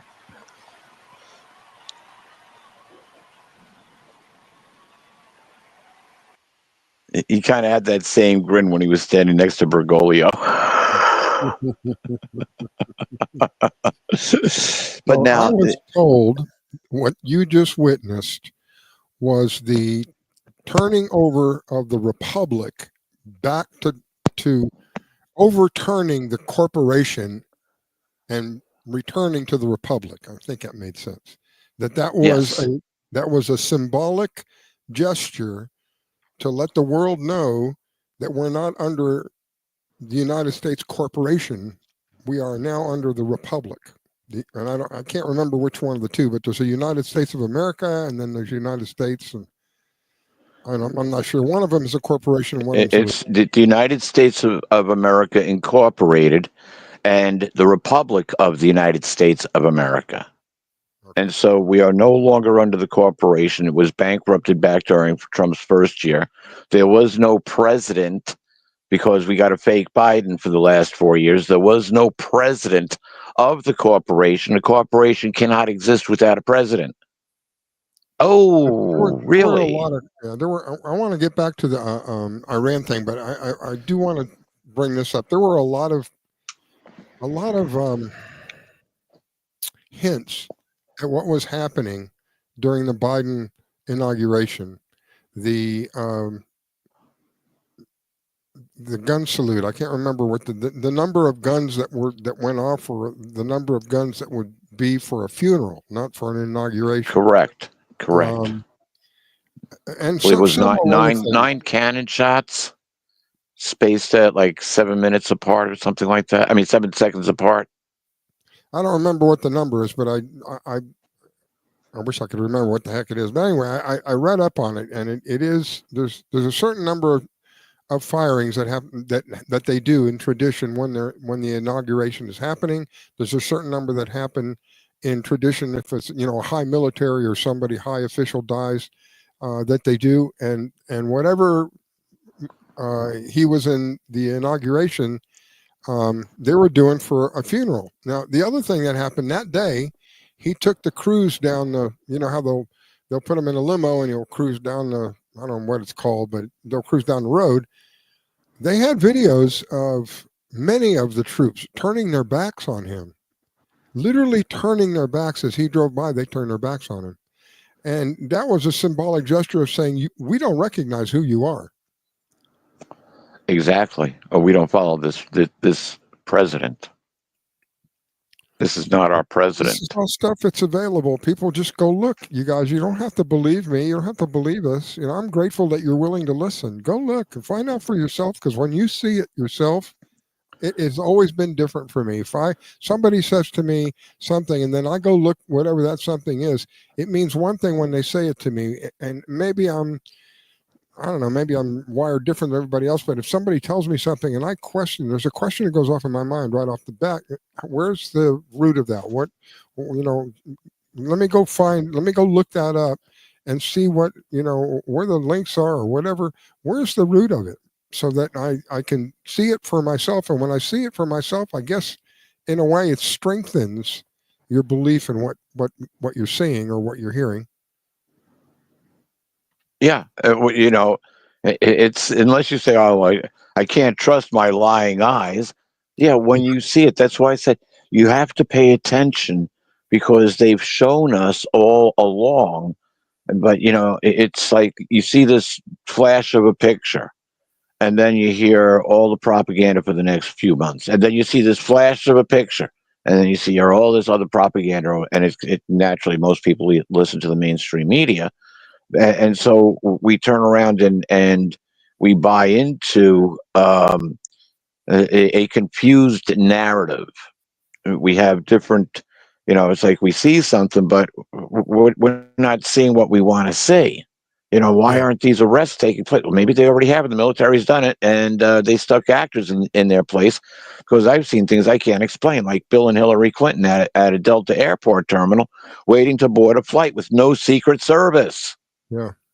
Hello. Somebody took a video of that, by the way. They were flying first class on that aircraft, and somebody took a video of them in just commercial aircraft. Yeah, and so it's like, okay, what are my eyes lying to me? There's no Secret Service around. Was it 9/11? When Hillary was giving the speech and she acted like she was fainting, and then she was escorted off the podium and into this van and taken away, and people saying, well, she just got arrested. She just got arrested. And then a couple hours later, she comes out of her daughter's apartment and she says, oh, no, I'm fine. Everything's good. I just had a little, got a little dehydrated. Really? Oh, where's your Secret Service detail? And some little girl comes running up to her and hugs her, where's the Secret Service detail? Not around. Okay. Next. And so you got to question, why aren't we seeing these specifics? Yet most people look at it and say, oh, Hillary's feeling better. Great. We can get on with the election. So, you got to start questioning things. If you got the eyes to see through this, that's the crazy part. Okay. Here's for anybody that questions what we were saying, what I was saying about the military turning their back on him. So you see, they're facing him. They're all facing him right there. There you go. And what are they doing? Turn their backs on him.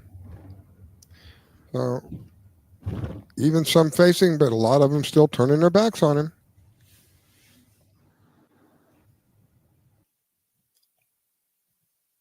You can see that, get over there. You can see that at that point, there were a lot of military that were not happy with the outcome. Yeah, and think about this. They all would have been under someone's command. And so they were given the command to turn their backs. Oh, you think they were given the command to do that? Or you No, think that they wasn't did that just something that spontaneously happened. They were given the command. You don't think it was spontaneous? Oh, without a doubt. Yeah. No, without a doubt. You're saying it was because spontaneous. if they would have done that on their own, that they would have been in trouble. Wow. Nope. Crazy. Nope. Because no, I'm saying it wasn't. They were given a command to you were turn saying their backs when the fake Biden came in. I get it. You're breaking up a little bit, It but was, I understand. You're saying they were it was given a a tell. command. It was a calm. Yeah. Got it. Okay. Oh, look at this. The military isn't recognizing Biden. Well, why should they? He's fake. Yeah. Yep. And they weren't there to celebrate Biden's inauguration or his taking of the White House. They were there probably to keep law and order somewhat and then go out and arrest people. All right. We were talking about Iran. I want to get back to Iran because that was one of the major things that really kind of the tipping point for me. One of the things about Iran, I found Why this don't you turn video. your back on the president? You got to be given the command. Okay. It's the military. They don't do anything without a command. I guess you're not hearing me. So no spontaneous thinking and rank. Yeah. Yep.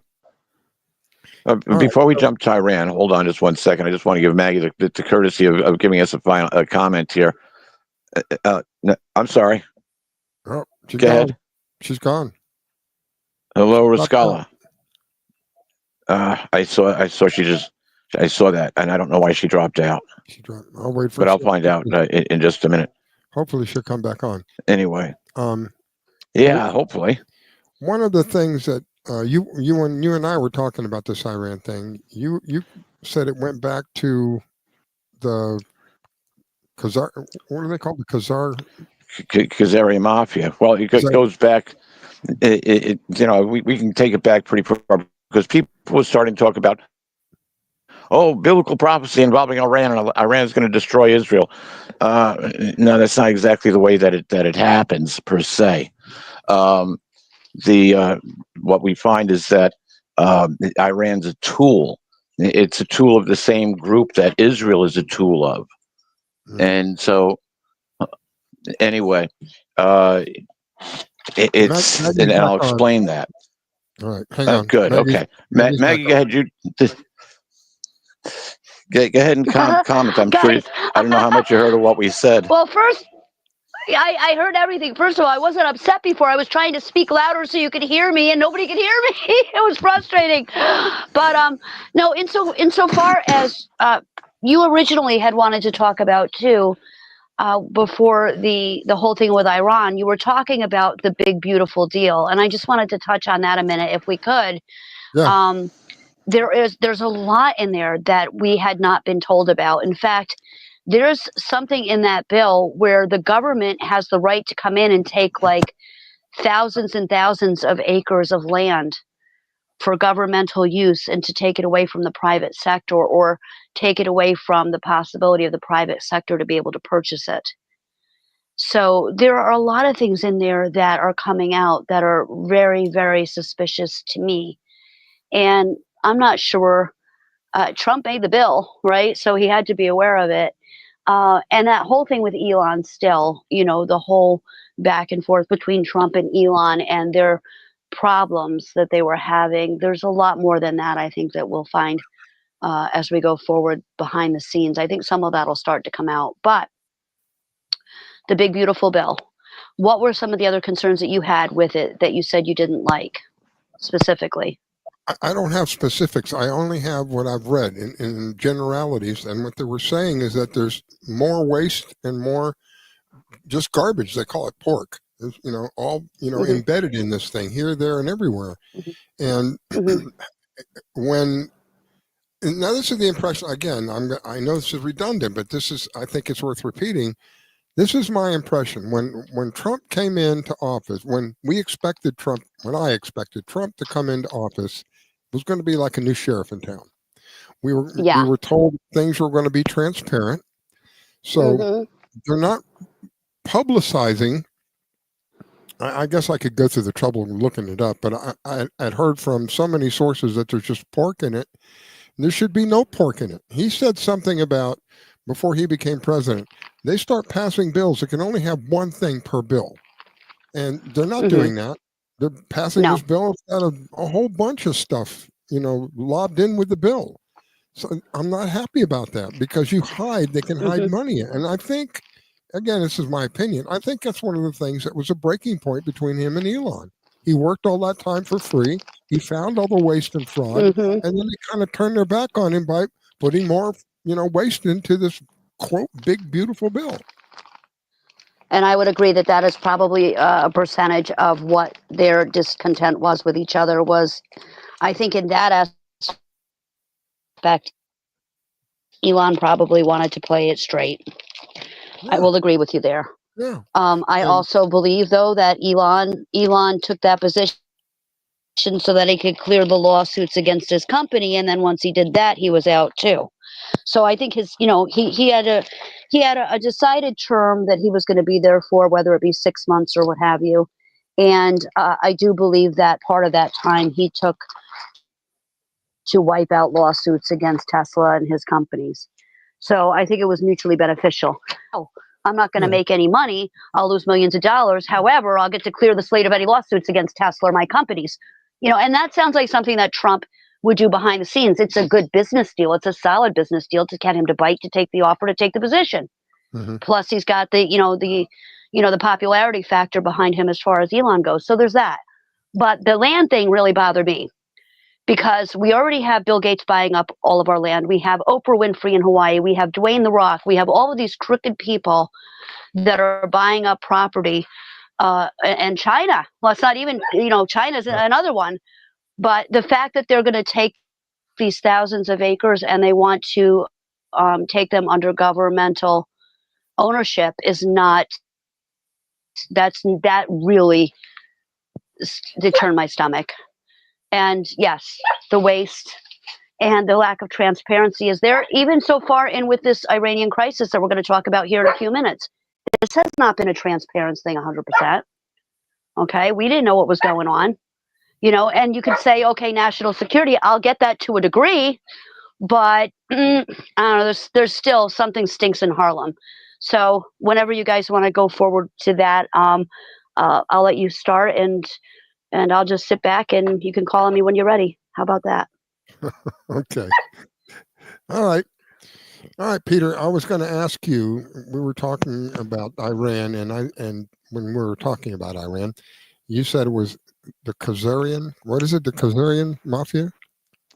Khazarian Mafia is what they've been nicknamed. And because we broadcast on YouTube, I can't get too deeply involved in other more familiar names that people would take offense of, but certainly YouTube would.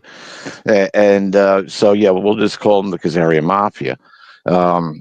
Quick background history. The Khazarian Mafia basically occupied parts of what is now Ukraine, big surprise, and they were a notorious group of Satanists that basically would attack people that came through their territory and then assume their identities and go on to carry out whatever business venture that they were on. And so that they were in a major trade route, and people had to, to get to different parts of Europe, you had to go through Ukraine. And, you had to go north of the Black Sea, or you got to sail around underneath. And the land routes were a little bit more easy and safe, typically speaking, than sea routes. And so, that's what these people did. They raped, pillaged, and burned the people that went through their land at every opportunity and carried out their mission. And so what actually happens is that the Tsar of Russia comes in and slaps them all down. It says you have to change the way that you're living and take up one of the three major religions. You either have to become Judaism, Christian, or Islam, and practice those religions and give up your Satanism.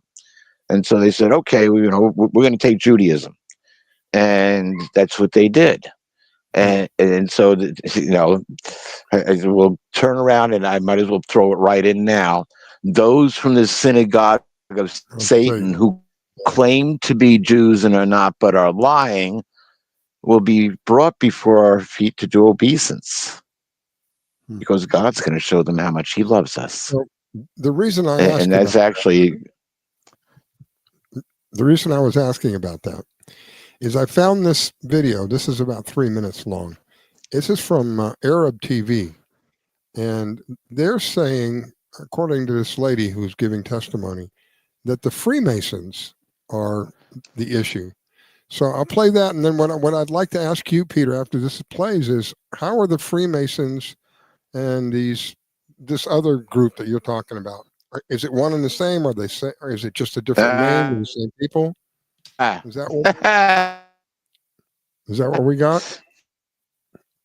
All right, let me play this real quick. This is it's in Arabic, but there are English subtitles, so you can tell what she's saying. إيران هي أحد أذرع الماسونية الصهيونية. إيران. نعم، أحد أذرع الماسونية الصهيونية.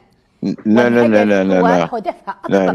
The Freemasons are our foot soldiers. That is a quick. Well, actually, it says the Masons are our foot soldiers. All right, I turned it off because I didn't want you talking and them talking at the same time, so I just turned it off. So you're saying that's inaccurate what she's saying? Are you there? I'm not seeing the video. I turned it off. Well, it is and it's not. Yeah, I should be. I'm here. Anyway, in my research and writing literature, I came across information that was making reference to this Khazarian Mafia group, and it came out of a meeting in 1898, 99, I think it was in 1898, right around there.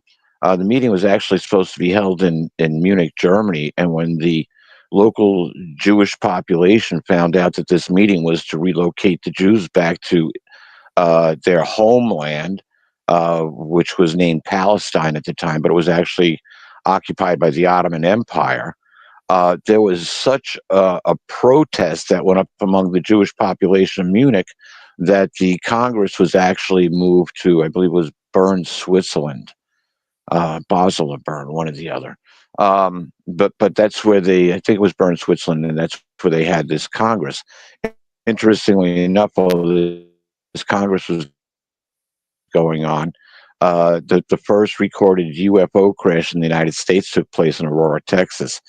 Go figure. That's going to come back in just a minute as we progress through this. But the whole purpose of this meeting was to put together a plan to essentially dominate the next, to take over the world. And in this plan, they actually lay out, they say the Masons are our foot soldiers. Now, I did an extensive deep dive into the Freemasons because I also wrote about the Freemasons. And boy, you want to talk about a secretive group that you really can't get any depth to. And it's like, on the outside, they all seem like, fairly decent people, except when you get to 33 degrees and above. And it was Richard Hogan. I don't know if you remember Richard Hogan or not. I haven't seen him in several years online, but I used to follow him years ago on Facebook. And I remember him. Yeah, I do remember him. You did a couple of and I'm losing you, Peter.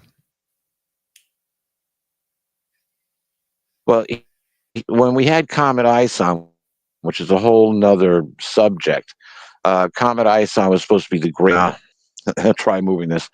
Can you hear me now? Yeah. I missed you. Good.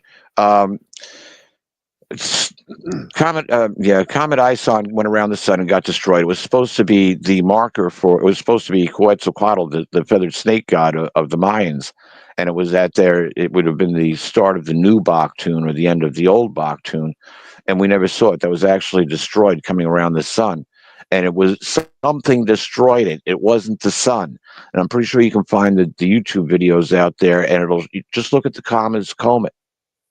The comet's coma, it's blowing perpendicular to the sun. So what destroyed this sign of Quetzalcoatl? Good question. Anyway, getting back to what does this have to do with anything? It all ties in together. It's part of a much bigger situation.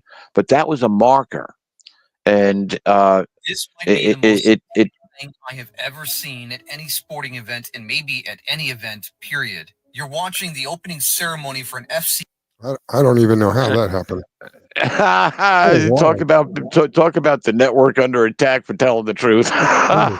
All sorts of anomalies going on. Anyway, getting back to the whole situation which is going on. We'll get back on track here. I got a little sidetracked. There's just so many good things that are out there that unfortunately we don't have time to talk about. But so it was the Comet ISON. After this, Richard Hoagland did a $33 per ticket teleconference. It was a three-way. Three people were up there, and Hoagland spilled the beans on the Freemasons. He said that the Freemasons were the priest class of Horus, Isis, and Set. Now, who controls that? Wow. Well, if you look at the robes that are presented by the Catholic Church, what's that HIS on their robes? Horus, Isis, and Set? Yeah, I've always what is that? I've always wondered what that is. Well, you see, that's part of Babylon the Great, because the church has adopted all of these pagan religions and rolled it into one. Quote from the cherry-pick scriptures from the Bible, tell everybody they're going to burn in hell if they don't believe them, and we're ruled by a pack of lies. This will come into play in just a minute. Anyway, getting back to the Khazarian Mafia. It was so that they had now the homeland of the Jews was controlled by the Ottoman Empire, so they had to drive the Ottoman Empire out of there in order to gain control. Hello, World War I, and so you had a ferment war. They also had another target, the Tsar of Russia, and the bankers, the main banker who's behind this. Guess who? The Rothschild family. It's something that I wrote about Letters to Earth. The Rothschilds are the most notorious family on the planet. When I wrote Letters to Earth, they controlled $500 trillion. It makes our national debt seem like chump change. Yeah. Think about it. And so their plan was to start a one world government back in 1816. But Tsar Alexander of Russia said, "Nah, I ain't playing. I ain't joining your club. I don't want. You don't own me. You don't own my money. I'm going home." And Meyer Amschel Rothschild, or Amschel Meyer Rothschild, one's the father, the other one's the son, told the Tsar Alexander, "My descendants will see your descendants wiped off the face of the earth." Come Second World War, 2017. That's exactly what we got to see with the Bolshevik Revolution, which was financed by, guess who? The Rothschild family and the Oppenheimers. And it was while the Bolshevik Revolution was going on and communism was being employed into Russia, we had England fighting the Ottoman Empire. England was based in Egypt, and they were fighting the Ottoman Empire, and they pushed them back up to what we now know as Turkey. That used to be all Ottoman Empire, going from Turkey all the way down to Egypt. And so now that land became available. And so Lord Rothschild wrote Lord Balfour and said, "Hey, what do you say we turn around and make this area, what used to be Israel back in the day, but more so Judea, the homeland of the Jews, seeing as the Jews don't have a homeland of their own." And Lord Balfour went to the King of England, I believe it was King Edward, and shucks, I believe it was. I have to go back and look at my history. But the king said, "Okay, we'll do that." And so, Rothschilds had money. Rothschilds controlled the crown, basically. And so there was designated area there to have Jews go back and make that their homeland. But none of the Jews wanted to move. It took another world war. Peter, yes, what sir. you're talking about, this is what caught my ear when you told me this. What you're talking about happened in the early 1900s. Is that right? Yes, absolutely. During the 1911 or First something, World War, around 1917. around 1910, 1911, somewhere. I can't hear you. 1917. 17. Okay. So Yeah, why 17, that caught yes. my ear? Why that caught my ear was everything I read is what we call Israel. Prior to that was known as Palestine, and that didn't occur till like 1947 or 48, I think. So this just gave me an analytical picture of how far ahead these people will plan something and then bring it to fruition. So from 1917 until I think it was 48, I may be off by a year or two, but around 48, they had been planning this all of this time, and then they decided to bring it to fruition. I read several articles that said the whole purpose of Israel was the massacre of 6 million Jews, and they kept saying there are people without a country. We need a country for these people. So these uber rich families, along with a couple of other very influential people, decided to take the land that was called as Palestine at the time, and began to move these people into there. Which, by the way, most of them aren't really Jews by blood; they're Jews by adoption. They're what's known as Ashkenazi Jews that came out of Germany, and decided to open this land up to them. And from the very beginning, they were quite aggressive and taking Palestinian homes from people, claiming that this is my land, God gave it to me, and I'm taking it back, that kind of thing. And that, I believe, is what started the major problem between who we call Israel and the Palestinians. They literally were wiping these people to this day, are committing Yeah. genocide off the planet, literally. Israel was the start of a nonstop war. And Wow. because they kept on needing, I need more territory, I need more territory, I need more territory. Go back and look at the map of Israel in 1947 and look at the map Yeah. of Israel today. Yeah. It's and they're still looking to grab more territory.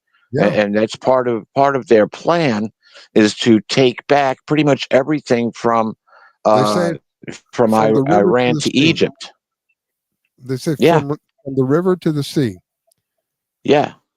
Now, the interesting thing is the river that they're talking about is the Euphrates and Tigris rivers, but primarily the Euphrates River, where Babylon was built. The city of Babylon itself was built right on the Euphrates River. The Euphrates River went right through the middle of the city, and it's when you look at the history here, you've got both Egyptian and Babylonian influence in what has become modern day Judaism. That's the So truth.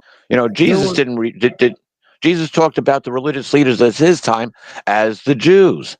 There were two sects: Pharisees. You mean as in Pharaoh? Yeah, they're the ones the ones that study the Egyptian Kabbalah, and then you've got the Sadducees, which most likely came out of Babylon, which they what their important book was. It just slipped my mind. the Kabbalah. The Talmud and not the Torah. The Torah is the books of Moses, but they go by the Talmud, which is a Babylonian document. And so, you've got both those influences within Judaism during the days of Jesus. And he referred to the religious leaders as the Jews. He never called the common people Jews. At least I don't recall. It was different places that he went was the Galileans or this city or that city, but he always referred to the ruling class as the Jews. So why did Jesus segregate them out? Because and what did he call them? He called them serpents, offspring of vipers. Yeah. He said that their father was the devil and they do the works of their father. I do remember that. Yeah. And so Jesus called, has anything changed in 2,000 years? No.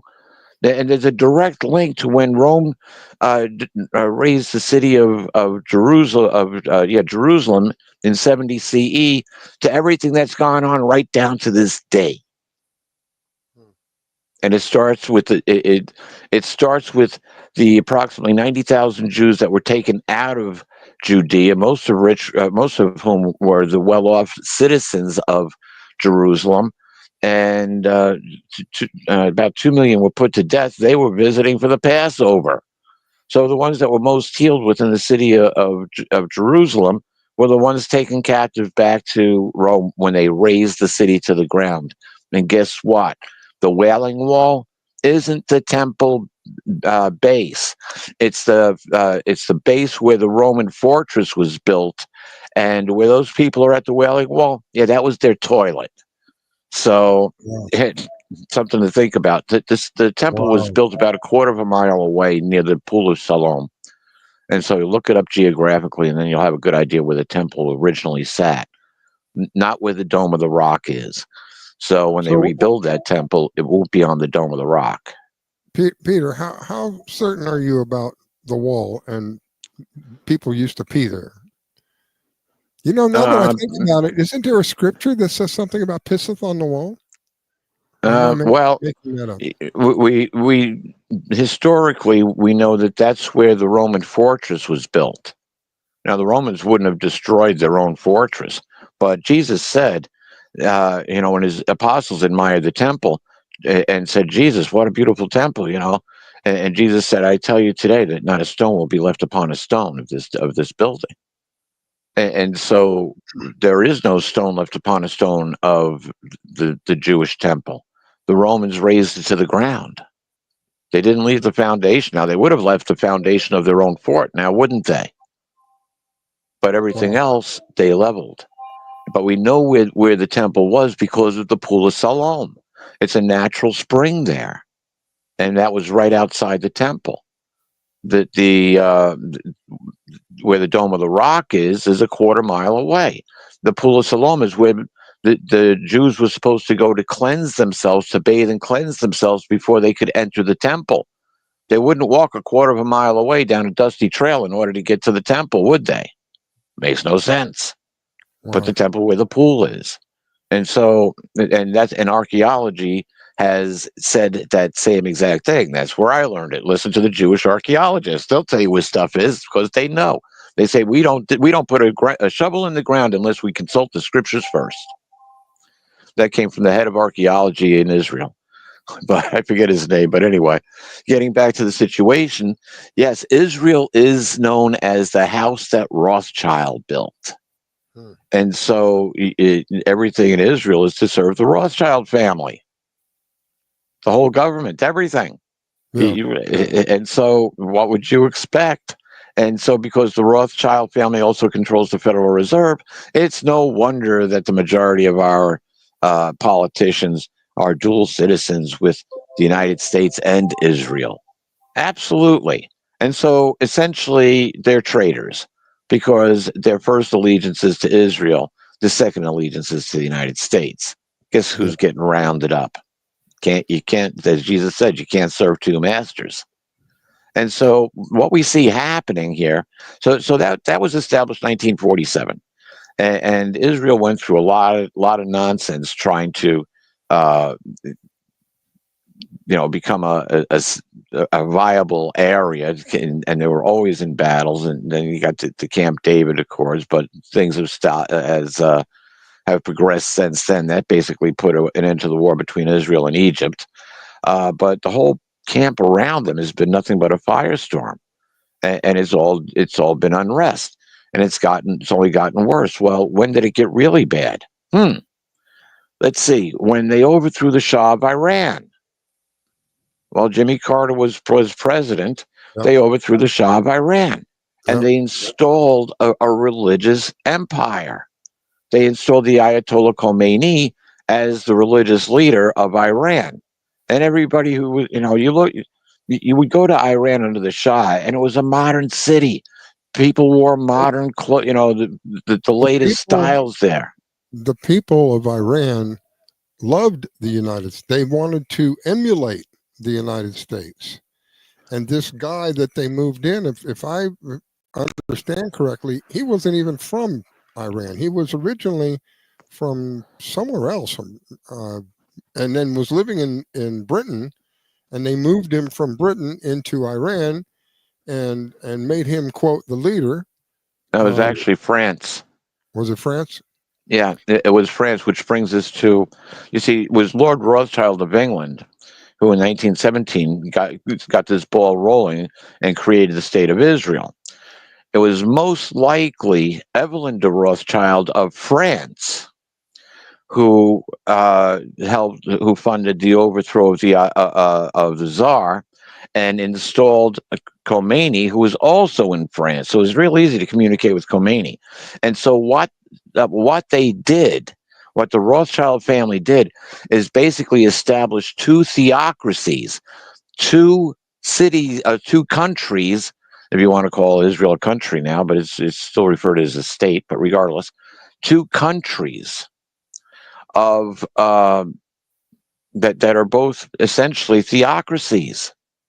They believe, that their God is the true God. And they're both looking for their messiahs to come back. Isn't that interesting? Mm-hmm. And historically speaking, you've got a never-ending contest between the house of Jacob, or Israel, and his older brother, whom he got the birthright from, Esau, which became the Edomites. And so it's a never-ending conflict that's been going on since the time of Abraham, oddly enough. And it's continued down to this day through this same, because they both claim the same ancestry it goes back to Isaac and Ishmael. That's actually more, that gives you a little broader prospect on it, because Ishmael constantly, the word that is translated from Hebrew is like persecuted Isaac, who was the true firstborn of Abraham and Sarah, his wife. Ishmael was born from a slave girl, but they were both seeds of Abraham. And so they both have the same lineage, back to Abraham, back to Adam, back to Yahweh or Allah, and they're fighting each other. Oh yeah, well, that's the religion I want to be, something that's always a part of war. Oh, you mean like Christianity? Yeah. So all the religions that claim to be from of Christ, and then of Abraham, and then of Adam, and then of Yahweh, they're all fighting with each other, and they've been fighting with each other for over 1,000 years. Actually, it goes back 2,000 years since the time of Christ, in one way or another. But it was more so the different country or the different world powers fighting each other, and they all marched through Israel, basically. And so Israel was either under the effect of or the rule of one country or another until they got their independence back. And I'm talking historically. But today, what we're seeing is you've got two theocracies, both with the same roots, both looking for their messiah to come back, and both willing to burn down the planet through nuclear war in order to achieve their end. Whoa. And that's what we're dealing with. I expressed to you I love it. When I'm talking, my body decides it wants to go in hiccup mode. I expressed to you my dissatisfaction that we continue to give Israel billions of dollars every year. And I mentioned earlier, we give Ukraine tens of billions of dollars every year. Why? Well, look at the cycle. It starts in Ukraine and circles through Europe and goes around into Israel.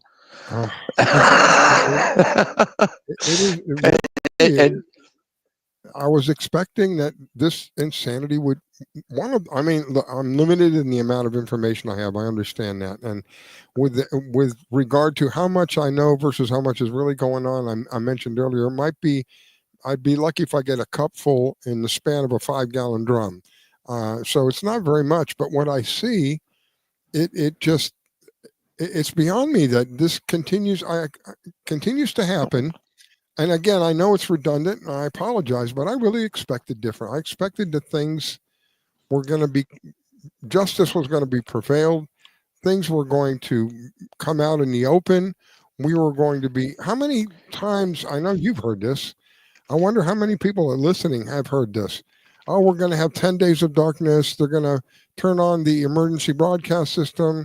They're going to have the TVs will be running and explaining all of this stuff and showing all of this corruption and how all this happened and why it's happened, blah, blah, blah, blah, blah, blah. Last time I heard that was this morning. Yeah, I hear it all the time. Maggie, would you like to chime in on this? Because this has been a bone of contention with you. Hopefully she can chime in. Absolutely. I feel like, and that's what I was kind of saying before. That's sort of where I was headed was, we've heard a lot from Trump, and there's not been a lot of transparency. And it's just, there's been a lot of lip service, but I'm not seeing a lot of results. And I'm kind of tired of hearing, well, it's under the surface. You guys don't know about it. It'll happen. The arrests are being made. People are being put in prison. All of this stuff is happening. But there's no evidence of that. And I'm sorry, but I'm a show me girl. Tell me, at least give me one case. Show me Hillary hanging from a rafter somewhere. But they're not doing it. It's all lip service. And this is what I was guided in prayer and vision and shown. For some reason, the puppies seem to be acting up tonight. Something awful. I do apologize for that. And I don't know exactly what the situation is. Maggie, you still with us? Yeah. Yeah, you be quiet. You be quiet. Oh, goodness. So, and this. Thank you. This is what I've been, this has been my bone of contention because I was shown this before the election. Watch him later. And there's a lot of things that he said that just have not transpired. I do believe that he's done, certain things to the best of his ability, but there's a part of me that also feels, and I was guided some of this in prayer and vision, and I knew it wouldn't be the popular opinion because everybody was so gung-ho for Trump at the inception. And from my way of thinking, I was told in prayer and vision, he'll do wonderful things for the country. He'll get us out of this, the Hillary Clinton and the trains and the guillotines and all of that and FEMA camps for now, but watch him later. My issue is the whole thing with Elon Musk, with the Starlink, with the Neuralink, with the brain chip. There's a lot of stuff. If you pay attention, the first thing Trump did when he was in office was he put Palantir at the forefront. Palantir is not a good company. And these are all things that are gearing us toward the mark of the beast, toward the digital currency, toward all of that. He's ushering it in, but he's ushering it in a manner that most people would not suspect initially. People are finally starting to see that he's not doing what he said he would do to the degree that he said that he would do it. Was he the lesser of two evils? Abso-freaking-lutely. That's why I voted for the guy. Did he do good things for our country? Absolutely. But was he doing it to gain our trust so that they would be totally blindly trusting him so that down the line he could get whatever he wanted put into place? Especially the military and the gun owners. You got to watch the gun owners. He's got the support of the gun owners because he fought for the Second Amendment rights during COVID and after. Now that he's got the trust of the gun owners, people tend to be, when they think they have a good person in place, they tend to sit back on their laurels and trust the plan. This is the whole Q motive. Trust the plan. Sit back. We'll take care of it. We've got you covered. Trust us. Well, look at Nazi Germany. They told them the same thing. We have to keep our eyes and ears open and use our prayerful discernment. Do I think 100% that is the scenario without question? No. Do I think there's a great possibility that could be the case? Yes, I do. And I feel as though he will do some good things for our country. He kept us away from the ultimate, FEMA camps and all of that right away. But we have to be careful with the technological side of it and the AI side of it. And you know what? I don't even know how much of it, if he's aware of all of it. Is he doing what he thinks to a degree is a good business move and doing economically, in some cases, what he thinks is best for the country by Palantir because of the jobs and all of the, the plants that they're creating in Texas and all of that? Is he really that naive to not know what they stand for behind the scenes? It could be. I don't know the guy personally, but my concern is there, and I feel as though everybody should just go into this with their eyes open, pray, use your discernment, and, question everything. That's how I feel. How about you, Riscalla? I'm right there with you. I'm right there. That expressed my frustration. It's I don't know if I've shared this with you or Peter, but one of the things that I look back on now that really scares me is that I have never seen this happen at a rally before, ever. And all, I don't know, hundreds of rallies I've watched over the years. I've never seen the people stand there and begin to chant, "We love you, we love you, we love you." Now, I'm not saying that's a bad thing. I'm saying that you can be so inured with somebody, you're so into them that you don't want to recognize, or you don't recognize that they're not who they say they are, or they're not doing what they said they were going to do. And when someone like you or I come up and say, "Hey, listen, he's not doing everything." We give him credit. I give him credit every time. He's done a phenomenal job. And but there's things that he just hasn't done. The transparency thing, where I know again it's redundant, but why haven't we seen the transparency come to pass? Why are we continuing to give billions and billions of dollars to these other countries when they're really not working in our favor? People say that. Why are we still giving? Not to interrupt you, but just for a second, why are we still giving immigrants money? It's still happening in my state. They're still getting $1,200 a month. Wow. You see? So there's transparency to a degree. There's not full transparency, and he's not doing 100% what he said he was going to do. That's where I'm at. That's how I feel. That's exactly how I feel. He said he was going to do this and that and the other. Well, he did this and that, but then the other still isn't happening. And as I mentioned, probably it was in the monologue, I feel like these people are sitting at a table and they're eating steak and lobster and baked potato, all the finest of meals that you can find. And they're giving us the crumbs, and whatever falls off the table, we're getting. And the example of that is, oh, well, we're not going to tax your Social Security. We're not going to tax your overtime. We're not going to tax your tips. They know that these are subjects that really hit people strongly. And so the people focus, oh, well, we're not going to get taxed here. We're not going to get taxed there. But you're getting it up the wazoo somewhere else. And this is where people fail to see this. And this is where my disapproval comes in. And I go back to, I believe it was one of the major cracks in the dam, if you will, between him and Elon, feeling that he had basically been taken advantage of, found all this money, and now they introduce a new bill, and there's more waste in the bill. And the excuse is, oh, well, he just freaked out. He's mad because the mandate on the electrical vehicles is going to be lifted. And, this, that, and the other. He's known about the mandate for a very long time.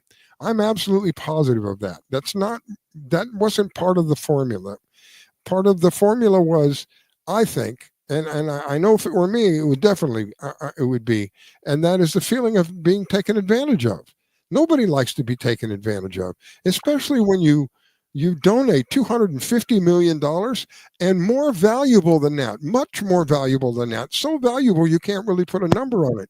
130 days, if I'm not mistaken, at least 100 days for free of his time. He can't get that back. There's no refund for that. So I've said earlier, and I'll say it again, I don't trust Elon, but I give credit where credit is due. He found waste, he found fraud, and it was all almost like it was a slap in the face when they introduced this bill, and Trump was wanting the bill pushed through ASAP. Can I just bring a little reality to the conversation here? Because this is important, and there's a lot of frustration, and I can appreciate. Trust me, I know how Maggie feels about this. That's why I let her go. It's like you got to get in on this, and I know how you feel on it. But I always try to take this 40,000-foot view, basically. Like the hawk looking down at the field looking for a mouse. And both Mark Zuckerberg, who donated how much to the Democratic Party to buy drop boxes so people didn't have to go to polling centers to vote, he came out of DARPA. He's a DARPA creation. Well, Facebook's a DARPA creation. And as far as Elon goes, well, guess what? He's a DARPA creation too. They're both out of DARPA. What, Starlink? You've got a satellite communication system, which is also a weapons system. Who created that? Let's see. Who created the first satellite? AT&T, but Telstar. It was actually Arthur C. Clarke was heading that program, or was deeply involved in that program of Telstar, the very first communications satellite. Peter, and so, yeah. What makes you think they're part of DARPA? Because that's where the money comes from. That's where these technologies were developed. Facebook originally was LifeLog with DARPA. Hey, we developed a system everybody can get on and spill their personal guts. I know. When I was originally on something else. What the heck was it called? It was a competitor Facebook, My Place or my Page or something like that. And, MySpace. Thank you. MySpace. I was on that. Yeah. Yeah, and then it seemed as though, like within a very short period of time, I would think it was less than a month, all of a sudden MySpace was down the tubes, and Facebook was on everybody's computer.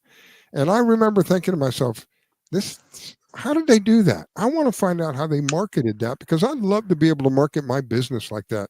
I mean, it was like exponentially exploding when it first came out. It wasn't a big thing. And then with a very short period of time, maybe 2 or 3 months, all of a sudden it was the happening. It was hot. You got to get on Facebook.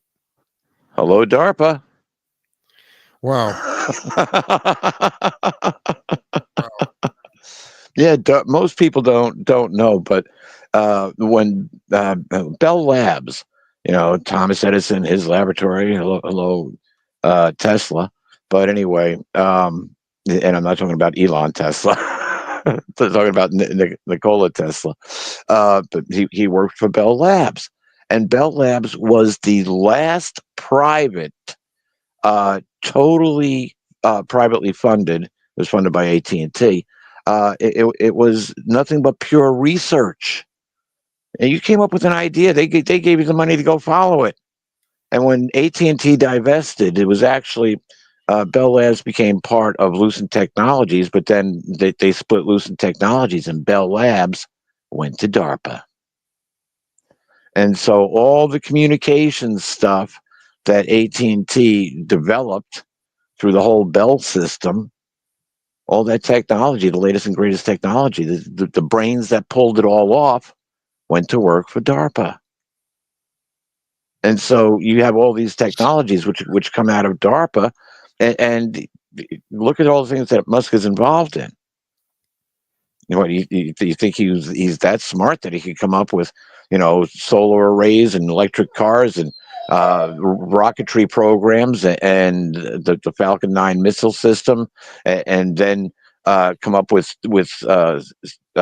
Starlink? And Starlink is a microwave that rides down a laser beam, a broad laser beam.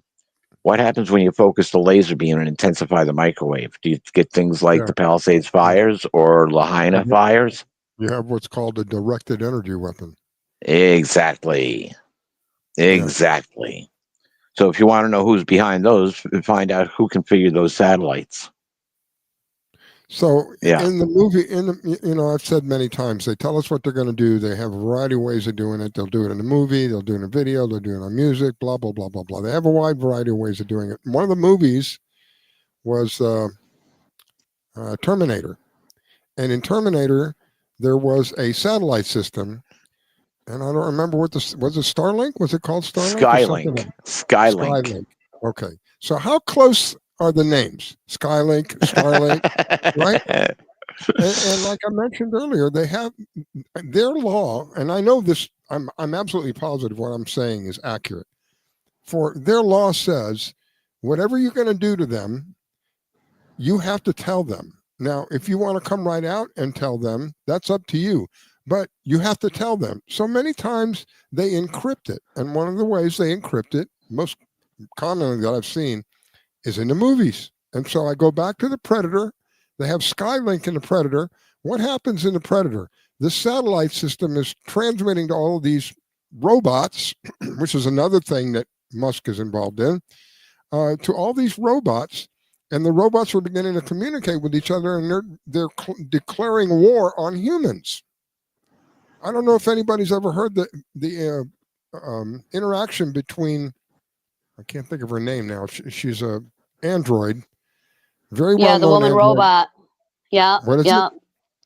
Anyway, I can't remember her name.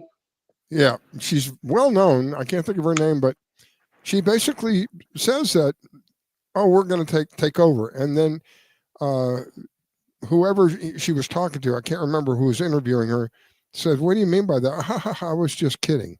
Since when do they kid? Well, here's the interesting thing. You were talking about the big new bill or what before.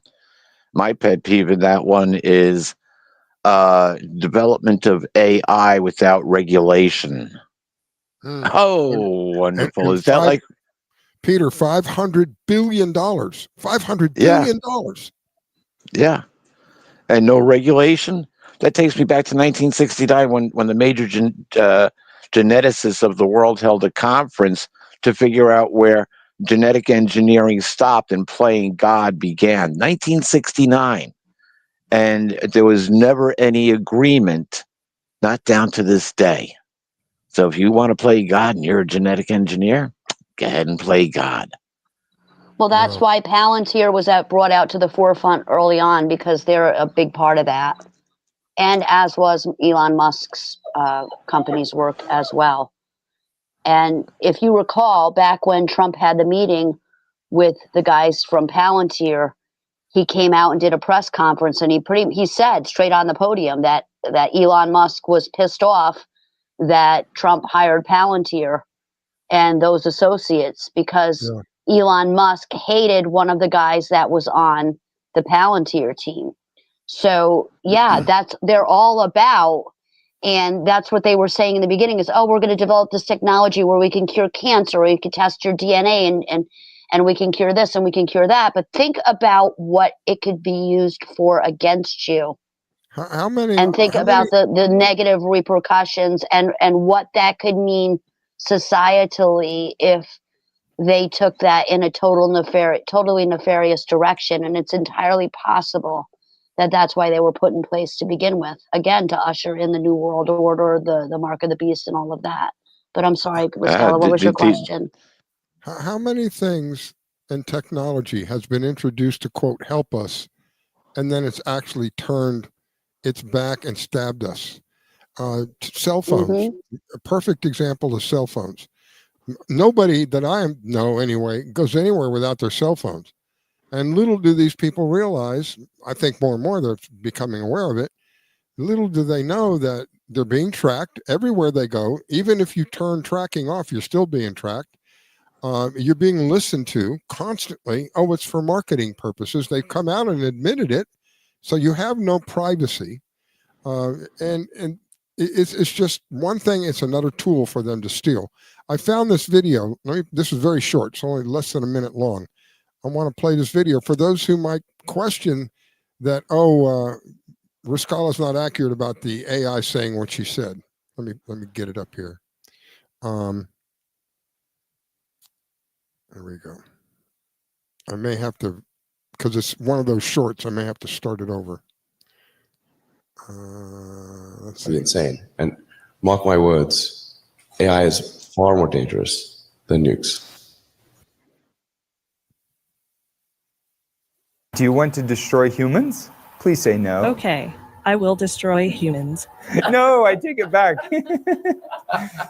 Don't destroy humans. That would be insane. And mark my words, AI is far more dangerous than nukes. Do you want to destroy humans? Please say no. Okay, I will destroy humans. No, I take it back. So there it is, and Sophia is her name. Very well known. I think that's the one that even plays chess and has had conversations with world leaders. This one, yeah. Oh, you want to kill all the humans? Okay, I'll kill all the humans. Oh no, I didn't want to hear that. I was just kidding. Yeah. Since when does AI have a sense of humor? We're the ones who are being laughed at. Isn't it funny? We go on the computers, like I go on a website now. I have a computer asking me if I'm a human. Check here if you're a human. That's how ass backwards we've come. Good gravy. Insanity has gripped us. But yes, you're 100% correct in what you're saying, Riscalla. Just, I started in the cellular industry around 1995, back before there was portable phones. You had to put them in your vehicle, and I enjoyed it. It was very exciting, and I made a decent amount of money in that industry. And I've had a full tour of the communications industry, everything from cellular to international long distance and communications. And yeah, once upon a time, I was a globalist because I thought I was making money being a globalist, and that was my job. Yeah, to deal with international companies. Nissan Chemical is one of my clients. Nissan Motors. Well, they have a chemical division. They were great clients. The companies that did business in Europe and Israel and Hong Kong and all around the world. And we would build networks. And so, yeah, it was bringing the world a little bit closer together. But now we've built a surveillance system. And as you said, we surveil ourselves. The government even doesn't even have to do anything special to listen to us, to know our thoughts, and to just by the algorithms that they pick up and that they send back. Yeah. And if you don't think we're being controlled about algorithms, there's a perfect example. Where did carpal tunnel syndrome go? You remember back in the late 90s, a lot of people were complaining of carpal tunnel syndrome. Where did it go? Yeah, good question. Where did it go? I don't hear about it anymore. Yeah, and people spend more time on computers today than ever before. And that's because of the algorithms that they send across the screen. Yeah, and so we're controlled by the computers that are the computers we're programming are programming us, both at the same time. That's scary. Yeah, it absolutely is. And that patent came out in 2002. What has that technology been developed over the last 20 years? What's to stop these AIs that we have now from becoming possessed? I mentioned this to one of my friends. They laughed at me. And I said to them, do you remember when Jesus was walking along and he met the man who was filled with demons? He said, he commanded the demons to identify themselves, and they said, we are legion, which means there's a whole bunch of them in here. And he was gonna throw them out. I can't remember where he was going to throw them out to. And they said, well, throw us into the pigs. And he threw them into the pigs, and the pigs ran off the edge of the hill and down into the water and drowned. So if they can possess pigs, you could darn sure bet that they can possess an artificial intelligence that has the capacity to carry on a conversation with you and maybe even sway your beliefs for that matter. And hello, 2024 transhuman agenda, which nobody's talking about anymore. Yeah, Now, you asked what could stop this? Go to Revelation 6:12 through 15. It's there. It's also recorded in Malachi chapter 4, verses 1 through 3. There's a lot of different places where we can get some insight. But the Earth is going through an interesting time. This goes back to Comet Ison, by the way. We have gone past the galactic plane, and we are now entering the other side of the magnetic pole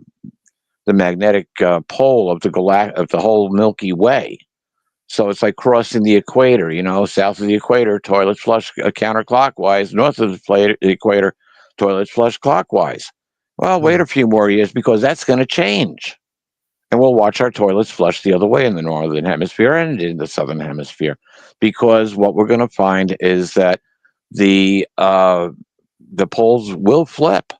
They're going to go north, south, south, north, and in that transition, we are going to take care of all these issues. It's hello, King of Kings and Lord of Lords. Maggie, you would.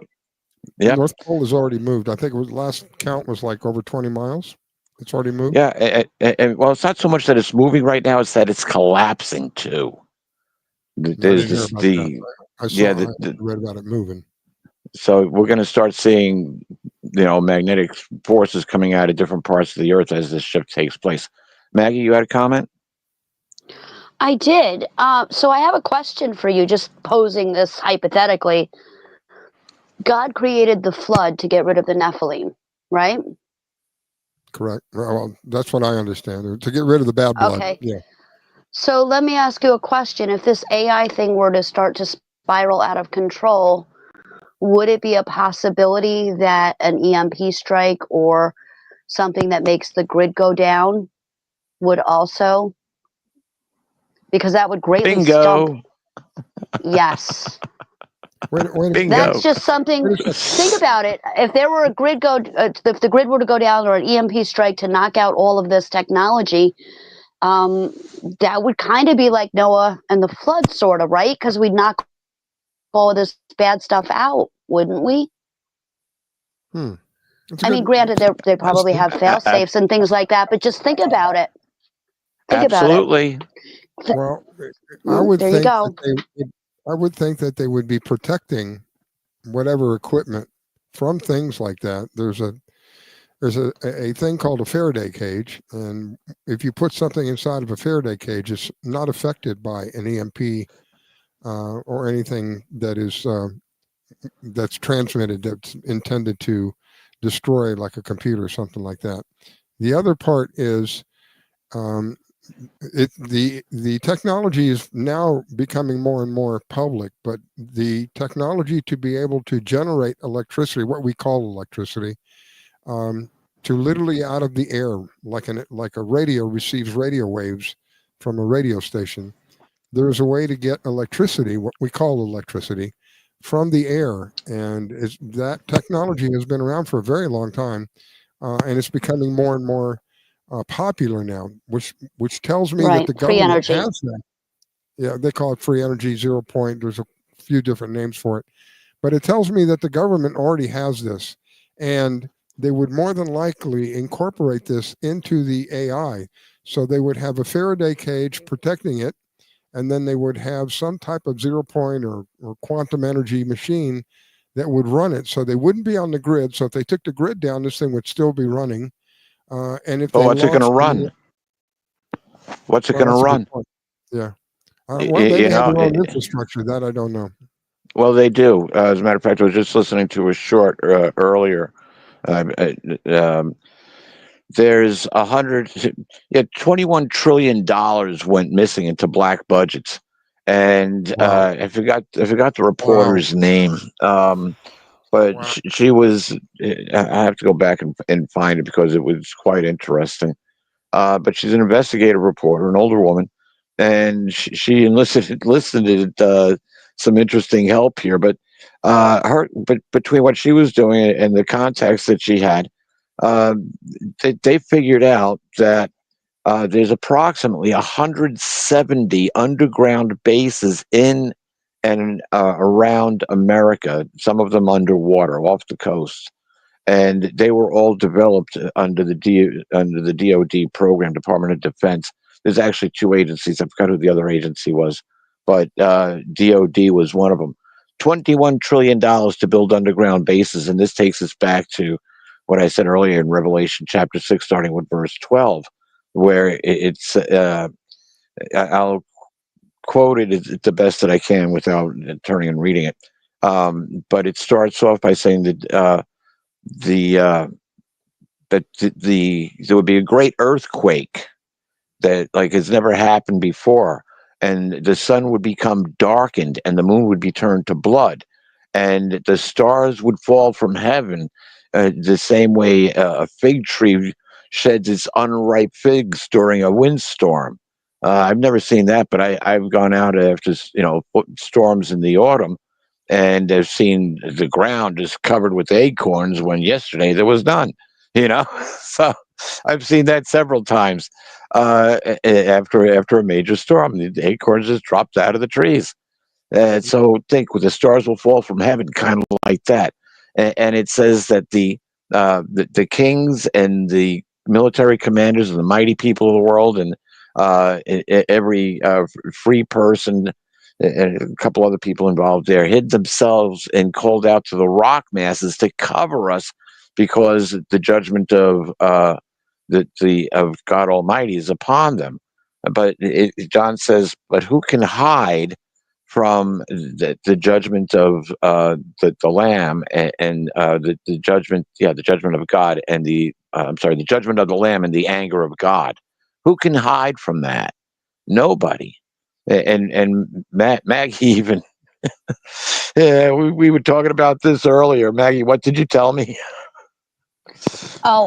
Back years ago in prayer, I was praying in vision, and I asked about, the underground bunkers and stuff that we knew that the rich people were building, and that's where a lot of our taxpayer budgets were going. And, we know that they're building these underground bases and these places so that if something were to happen, the elite could go underground to survive, let's say, a nuclear fallout potentially.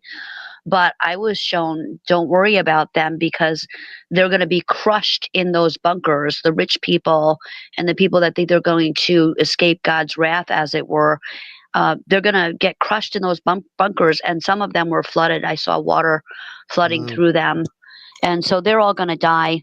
They're not going to live. Those bunkers are going to be useless to them. God will get them. And that's why I asked about and I understand there are fail-safes, Faraday cages, all that, but my thought was that would be, to me, a logical thing, since God had done the flood, that he could do to potentially stop the annihilation and the DNA alteration, that's why he got rid of the Nephilim to begin with. And the fallen angels, that's why the Nephilim are disembodied spirits. He was trying to get rid and wipe out that bad bloodline, that bad DNA, which is what is upon us now in the form of the toxins and the poisons and the jab, yes, but also the DNA alteration that they want to put forth in the future to us. And Palantir, like I said, is one of the ways that they would usher that in. I'm convinced of that. So just something to think about, but that would depend on how close we are to the end times in the timeline too. And that also would depend on your interpretation of the Bible, in that some people feel that the second coming of Christ is also, a movement in your mind. It's an enlightening in your mind, as well as the physical, let's call it, coming of Christ, right? And so is the Christ consciousness. So is the end of the planet really the end of the planet, or like REM sings, the end of the world as we know it, right? And so, the planet would survive after that as a utopian state for those who are loyal to Father, but without all the bad stuff. Just saying, that could be one of the ways it could happen, I'm thinking, Yeah, I agree. The meek shall inherit the earth, and meek does not mean weak. And we're told when you see these things happen, lift your heads up, stand erect. Your deliverance is getting near. And so when I look at the world events and compare them to biblical prophecy, I'm like, wow, this is great. All we have to do is wait for things to be exposed to the public. So I don't get overly concerned that, oh, why are we seeing the perp walks? I don't worry about things like that. I'm looking at the world events like, we talked about Iran and Israel. Well, if you have two theocracies battling each other, theocracy kingdom by God, and they both want the same thing, and it includes the destruction of the earth. Well, in order to stop that, you got to take down the theocracy, which is part of Babylon the Great, which brings us to the eighth king, which is now Revelation chapter 17. The eighth king, which it was controlled by Babylon the Great, but turns and strips her naked, eats her fleshy parts, and burns the rest with fire. Completely destroys religion as we know it, because it is totally false. It's become satanic. But it's interesting, those from the synagogue of Satan who claim to be Jews and are not, but are lying, they're made to heal. They're made to they're not totally destroyed. They're made to come before our feet and do obeisance. So they're brought to heal, interestingly enough. So there's plenty of prophecies against these people, which are playing out now. We've talked about them before, some on the air, some not. But it's an interesting time period of where we are, because these things are playing out on a much grander scale.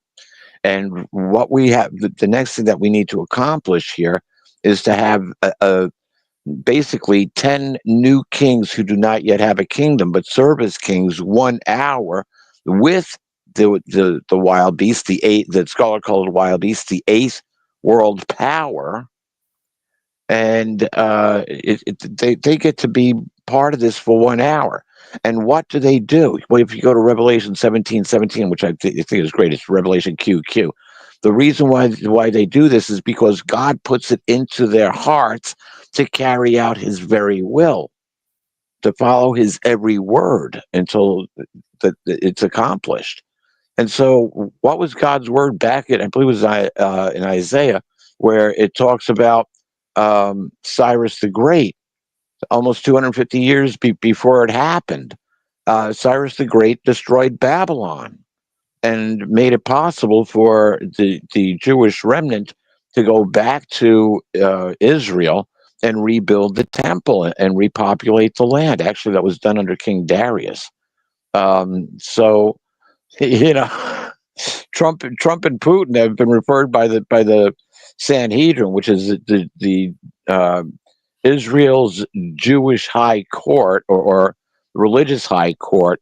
They were both deemed as Trump was called Cyrus the Great, and I guess Putin is playing the part of Darius the Mede, which are both part of the greater part of Persia or Iran, interestingly enough, to destroy Babylon, or is that the lead-in to destroy Babylon the Great, where we are now?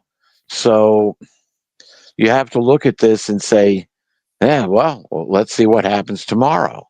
Right now, what I'm more concerned with is unrest in the United States, because I don't know what this treaty is that's gone on between Israel and Iran.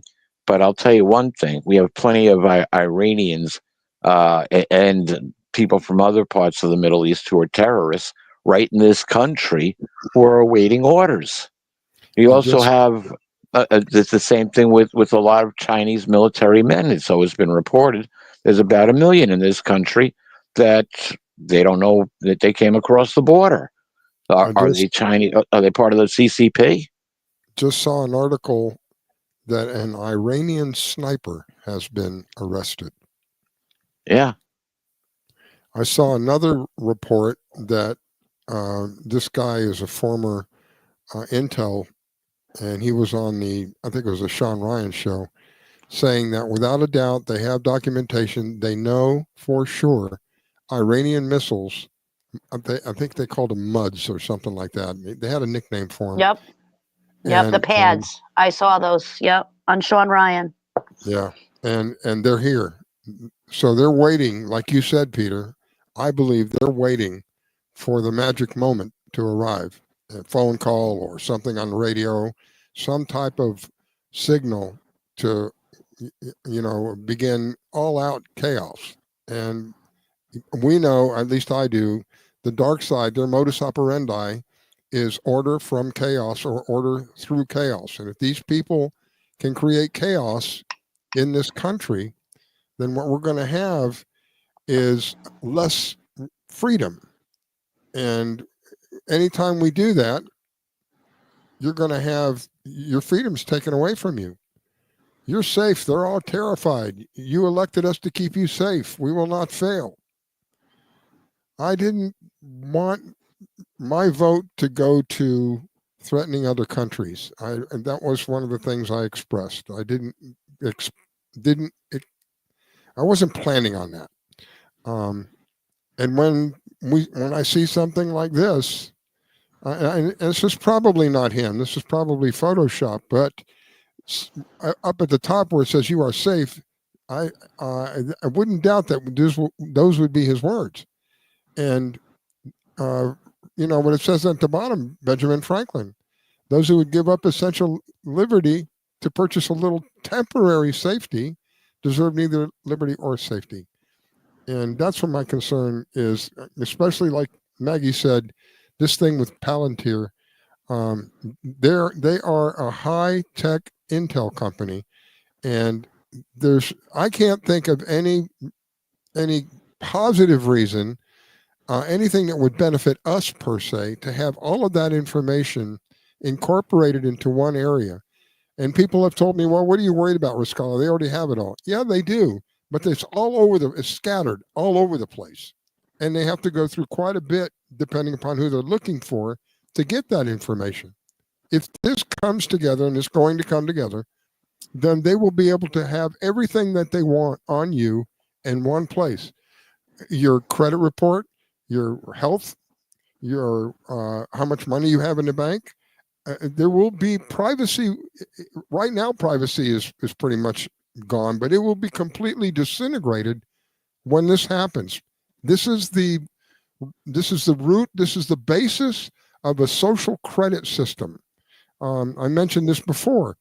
If you're in China and you're somebody like me, I would have a miserable life, and I may not even be alive at this point. If you say something that the government doesn't like, and they decide, okay, Riscalla, you said you don't like the government, and we're going to fine you $150. Don't worry about sending it in. We're not going to send you a bill. We're going to take it directly out of your account. Oh, and by the way, you remember being put in Facebook corner or Facebook jail? Yeah, I remember. Well, now, since you're in China and you've done what you've done, you can't go shopping. You're in the corner. You're in your house. You can't go shopping because all the shops have face scanners on them. I can't think of the right word. Everything has face scanners on them. And even if you were able to sneak in behind somebody, when you went to check out, they also have face scanners there. So you are not going to get anything. You might as well just stay home for 2 weeks and hope you can live for 2 weeks on whatever that you have. That is the basis of them being able to do what they do, because they know everything about everybody. Go ahead, Peter. Yeah, I saw a video not too long ago. I think Maggie may have seen the same video, where this girl from America, she's a tourist now, but she's got family in China, and she went back to China, and she couldn't buy anything because she didn't have a phone connected to their system. She would walk into a shop, go to open up, like to go get a drink or something. Go to open up the cooler, and it wouldn't unlock for her, because they do everything with a cell phone over there, which brings us to the latter part of Revelation chapter 13 with the building of the image of the wild beast. And you can neither buy nor sell without the mark of the image of the wild beast. So, I've been questioning, is this image of the wild beast created around, a smart grid system which controls us right down to the point where we can't buy and sell without their mark, without their approval? Could be, and it looks like it's all going to be connected to AI. But the point that we have to get to before that is Paul's words in, I believe it was 2 Thessalonians, when he said, whenever it is that the nations declare peace and security, well, we don't have peace and we don't have security. We're not to that point yet. But he said, whenever the nations declare peace and security, then the end will be instantly upon them. Now you got to jump back to Revelation 19. We've got to put together that 10 kingdom coalition, which would essentially control different parts of the earth. Hello, the Union of North America, Canada, the 51st state. Yeah, people don't remember Well, that. yeah, that just might include, I bet people don't remember that. Greenland as well. You're breaking up a little bit, Peter. I bet people don't And remember. possibly North American New Union. Zealand and Australia. We'll see how that all works out. Central and South America becoming a trading bloc, the Far East becoming a trading bloc. Russia and Europe is going to become a trading bloc. They'll essentially be one country. Africa, same thing. Different trading blocs, which are all controlled by a complete world government that is regulating the planet. And where do they want to take? You're breaking up, Peter. I don't think you can hear me. You're in and out, Peter. Interestingly enough, and here's a whole another caveat for this.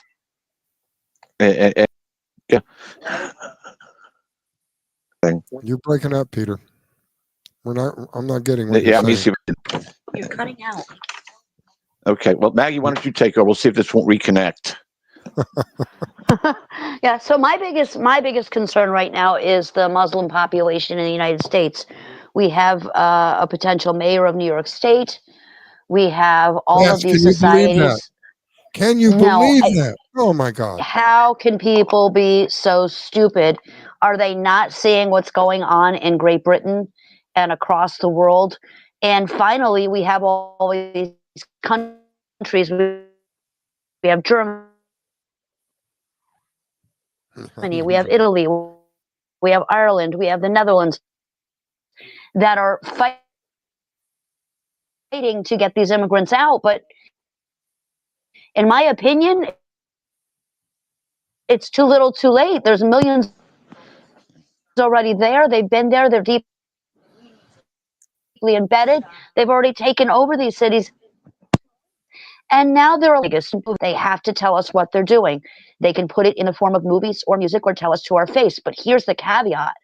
If we do nothing, that is the same as a yes to them. Yeah, exactly. So if we don't fight, if we don't stand up for our rights, it's the same. It's the same. You're giving them permission because you're not doing anything about it. Right. And here we are, so yeah, it's crazy. Silence is consent. And the analogy I've given many times is if we're standing next to each other and I tell you I'm going to kick you and you don't say anything and I end up kicking you and you look at me and go, what'd you kick me for? I said I was going to kick you. You didn't say don't kick me. You didn't say anything. So your silence gave me the consent to go forward. This is the craziness of their laws. They have to tell you what they're going to do, and your silence is their consent after they've told you. So if they tell you something and you don't recognize it, that's not their problem. They told you. And what they're going to do, they're going to end up doing it. So that's one of the main reasons I try to expose as much of this stuff as possible. I think because of people like Peter and Maggie and myself and a variety of others who have found out, we're the ones who constantly being called conspiracy theorists, but how many of our conspiracy theories have actually come to pass now that all of this is coming out? So it's not like we're crazy people making stuff up. Much of what we talk about comes to pass. If it doesn't come to pass, it's very possible that enough of the word got out that the plans that they had in place weren't going to work out because too many people knew about it and they didn't go forward with it. So it's important for me, anything I run across that I think people should know about, I try to, get it to as many people. That's why I did the radio. The whole reason, because before radio, I had a machine that used to make 10 DVDs at a pop. 10 DVDs at a pop. It was part of my computer shop. And I would make DVDs about cures for cancer. What in the world are they spraying? Just a wide variety of different things that I felt people should know about the Republic of America. Just all kinds of information. When I had the opportunity, I could only do that one-on-one. When I had the opportunity come up and think about, wow, I could do radio and reach a lot more people, that was it was a no-brainer. Let's go ahead and do the radio. So anyway, that's why I do what I do. I know I said that earlier. It's important that people try to keep your mind open. Those of you who are absolutely convinced that Trump is our savior, that scares me, because the only true savior is Christ. And even he has said that. And the issue that I have with people thinking that adoring him and just with their nose up his butt, so to speak, is those people will not see, for whatever reason, what we have mentioned tonight. Some of the things that we have mentioned tonight that surely should have come to pass by now, that have not. And those people who are so just in love with this guy, and I'm not talking anybody down. I'm saying that when you're in a position like that, for whatever reason, you don't see the whole picture. It kind of reminds me, as a father of boys and girls, when the girls would get a crush on one of their boys, and, oh, Dad, I want you to come meet this guy. So I go meet the guy. He's a real jerk, but they don't see that, right? They just say, oh, he's so nice to me and he does this. I'm sure he does all kinds of nice things to you, because I'm sure that if he smacked you a couple of times, you wouldn't be hanging around him. So, yeah, but I can see through that, and I can tell you the guy's a loser. That's what I'm getting at. There are people who are walking around who are in love with Trump, so much so that if he begins to veer, maybe a better word, veer off course, off of what we've been told that we're going to expect, that people won't, oh, well, it's okay. They're going to make excuses. Well, it must have been this or it must have been that. I'm concerned about, anyway, we're running out of time. I didn't mean to carry on so long. Guys, I appreciate you. Thank you so much for sharing with us. I really appreciate it, Peter. You're quite welcome, Riscalla. Maggie, why don't you go ahead and give your information so people can follow you on your show? Yeah. Yep. Thanks. So I'm here on this network Friday nights Eastern Standard at 8 o'clock on the Positude podcast. And it's Maggie, MAGGIE _Hart, HEART at outlook.com. Mr. Riscalla, thank you so much for having me on. And thanks for Peter, too, for co-hosting with me. Thank you. My pleasure. Thank you much, Riscalla. Love and blessings to all. God bless you, Peter. Thank you again, my friend. All right, we'll be back in a week, Lord willing. I appreciate every one of you taking the time to listen. God bless you. Take the red pill, take the blue pill, take the red pill, take the blue pill. Take the red pill, take the blue pill, take the red pill, take the blue pill. Take the red pill, take the blue pill, take the red pill, take the blue pill. You take the red pill, and I show you how deep the rabbit hole goes.